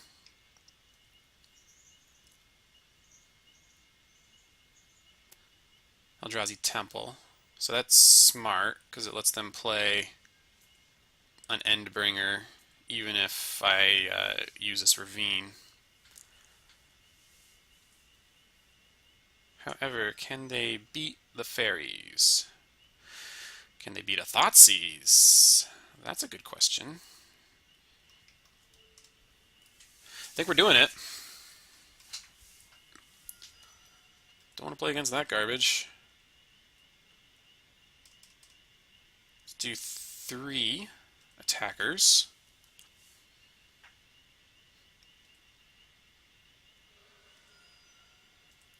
Now our ooze gets to be a 7/7, so that's pretty cool.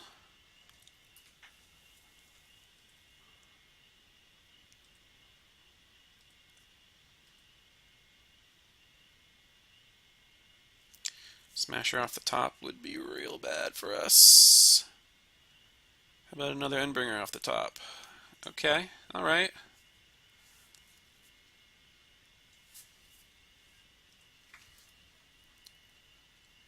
So we get to put our opponent to 5 if we want to.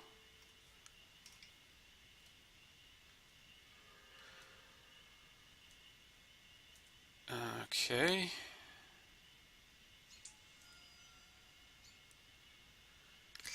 Needed something better than that, I think.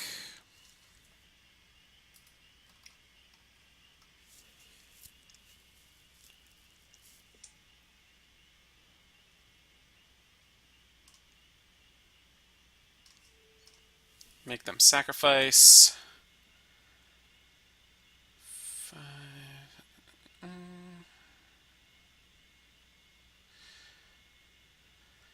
So, what happens here is the opponent untaps, makes Scavenging Ooze unable to attack or block. I have no creatures in my graveyard. They make Scavenging Ooze unable to attack or block. They attack with the Smasher and the Reshaper. I have to chump block everything? Or I have to put 5 in front of Smasher and 1 in front of Reshaper. The question is, can I attack with like one of my fairies? And I don't think so, because otherwise, yeah, I think we just have to say go, which I don't love. But we've got outs.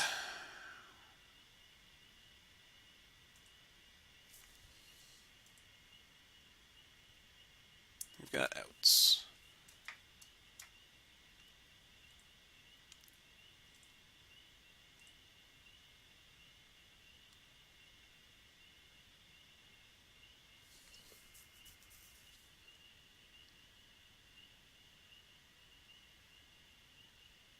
Most of our opponent, well, I mean, they have the Ghost Quarter. We can't, because we have no basics, we drew all our basics, which is really problematic, because there's no scenario where we'd be able to like activate a Ravine and attack with it, and then they Ghost Quarter us so we get 1 more land so we can use a different Ravine or something like that.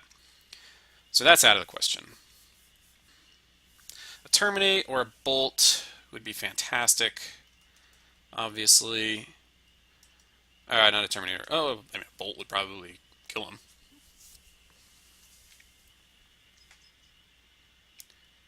I don't know. This is a lot of mana. Ballista for 2. Okay.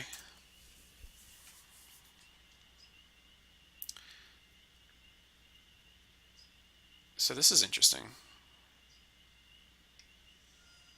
Put me to 3. Huh. That's very interesting. Oh, I go to 2. Never mind. I go to 2 on my upkeep because of Bitter Blossom, so we're dead.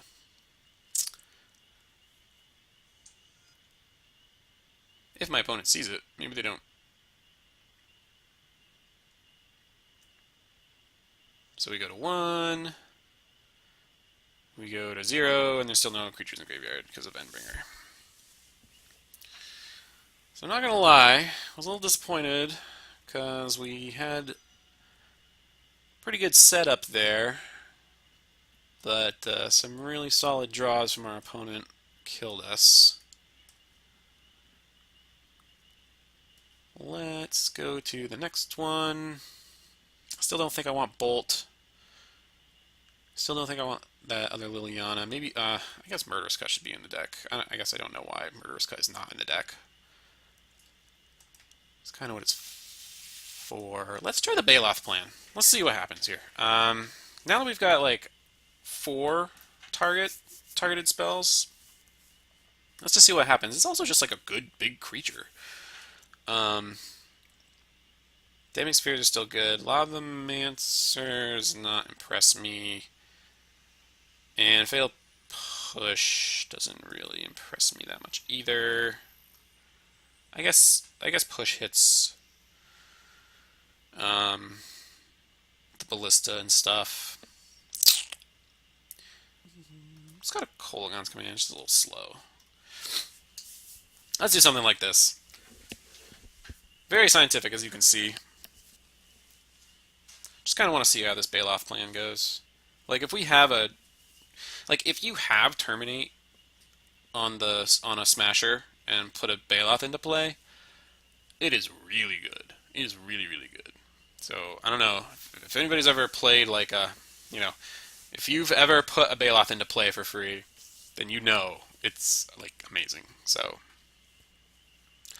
let's try and do that.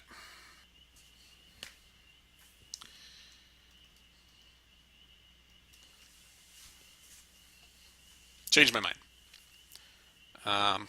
Kolaghan's Command is so good. Not all their stuff, but a lot of their good stuff is artifacts, so it's just constantly a 2-for-1.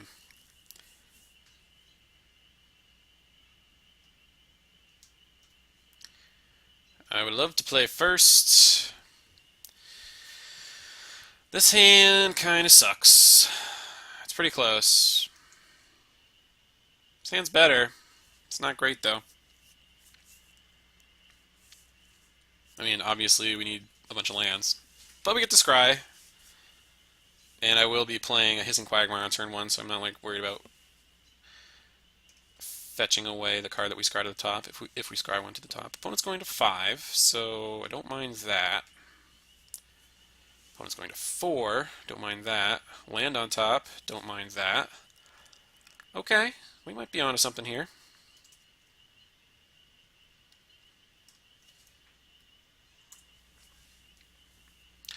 Liliana of the Veil, obviously super good against a Mulligan to 4. The hard-hitting insight that you only get from Griff and Lucier YouTube channel. I think I can afford to fetch. Let's just go ahead and do like the whole shebang here.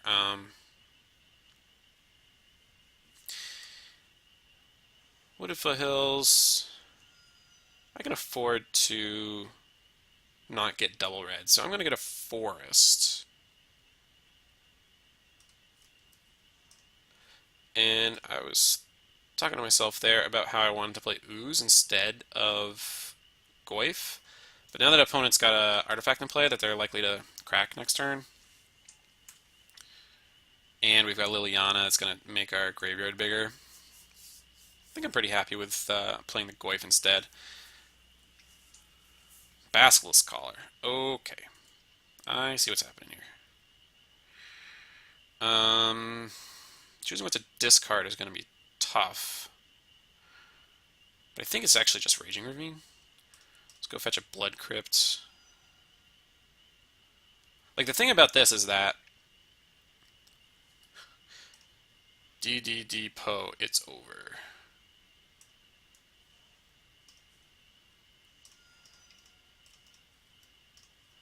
Why do you say that? Do you have Dodecapod? Don't Dodecapod me, bro. So I'm gonna discard the Raging Ravine, and the thing about that is that if I want to, I want to play Huntmaster next turn. That would be ideal. And you know, whatever.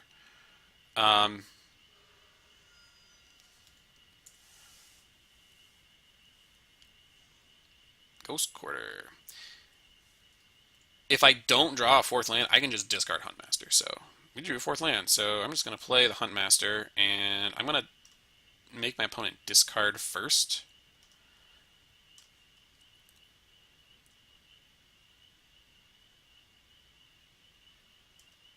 Here goes a Mattery Shaper. Good. Don't need that hanging out.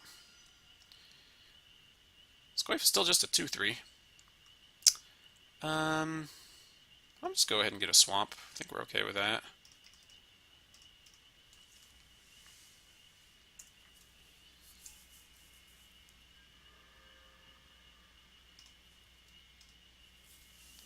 Luckily, there's no Eldrazi Temple in play right now, so I don't have to worry about Reality Smasher. Don't really have to worry about too much, especially with this Huntmaster in play. Eldrazi Temple entered the revealed zone. So let's see what our opponent plays here.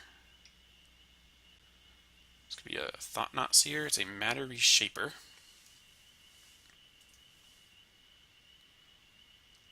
Well, that's not the worst draw I've ever had in my life, to be perfectly honest. Gonna make our opponent discard, and then I'll get in. I do want to attack here. It's just going to get worse when they put the Basilisk Collar on, so may as well.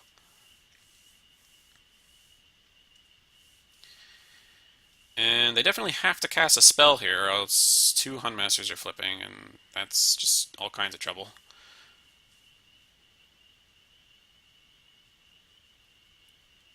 It looks like we might have snuck our way out of this one.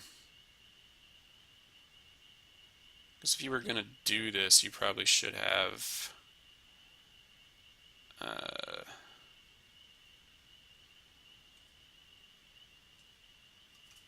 yeah, I don't really care. Should have equipped, but I guess they were trying to draw something, but I don't really want them to. So they can, you know... yeah, okay. So they're extremely dead due to these Huntmaster triggers. Yeah. So drawing that Huntmaster was super good. I think the one Huntmaster probably would have taken it down anyway. But Jund seemed great. You know, they say Eldrazi Tron's a bad matchup. I mean, they mulliganed a lot. But they're a deck that mulligans a lot. You know, Tron is a bad matchup. The Storm players say they like playing against Jund, but I don't really see it. And, I mean, it is a dangerous deck, but now that there's Damping Sphere, maybe they just don't expect people to play Damping Sphere, but it's fantastic. Deck seemed good. Again, I really like Bitter Blossom. There are some matchups where you like take it out or it's not at its best or something like that, but there are other matchups where I feel like it's a lot better than Dark Confidant. And I mean, I always make the comparison to Dark Confidant and Bitter Blossom, but the thing is that like that actually is the breaking point. It's really tough to play both of those cards because you're dealing so much damage to yourself. Maybe if you cut red, maybe if you were playing just straight black green, you could play both cards. But I don't think that that's like I think Bitter Blossom is just like super good here. And it was great in most of those matchups. It's just turns out to be really good against Eldrazi Tron and really good against the mirror match and really good against that the Pyromancer deck. It was just like Dark Confidant just dies. So just having this card in your deck that's just takes over the game completely, and it's this thing that you have in addition to the rest of your normal Jund plan. Your normal, you've got your oozes and goifs and discard and Liliana and whatever. In addition to that, you've got this card that just completely takes over the game, and it comes out on turn two, and it's really hard to deal with. And there are just decks that can't beat it. The mirror match is really, really bad. It's really bad. So, um, yeah, that's where we're at right now. I'm really pretty happy with this list. The humans matchup, that was rough. That was rough. That was tough. That was the one match that we lost. But I think all in all, pretty happy with the list how it is right now. So thank you very much for watching, and I hope you guys like it. And I'm gonna start thinking about making changes to the list, but I don't really know what because it all seems to be working out right now. So I think maybe I'll just wait until I lose. I don't know. All right, everybody. Thank you very much for watching. See you next time.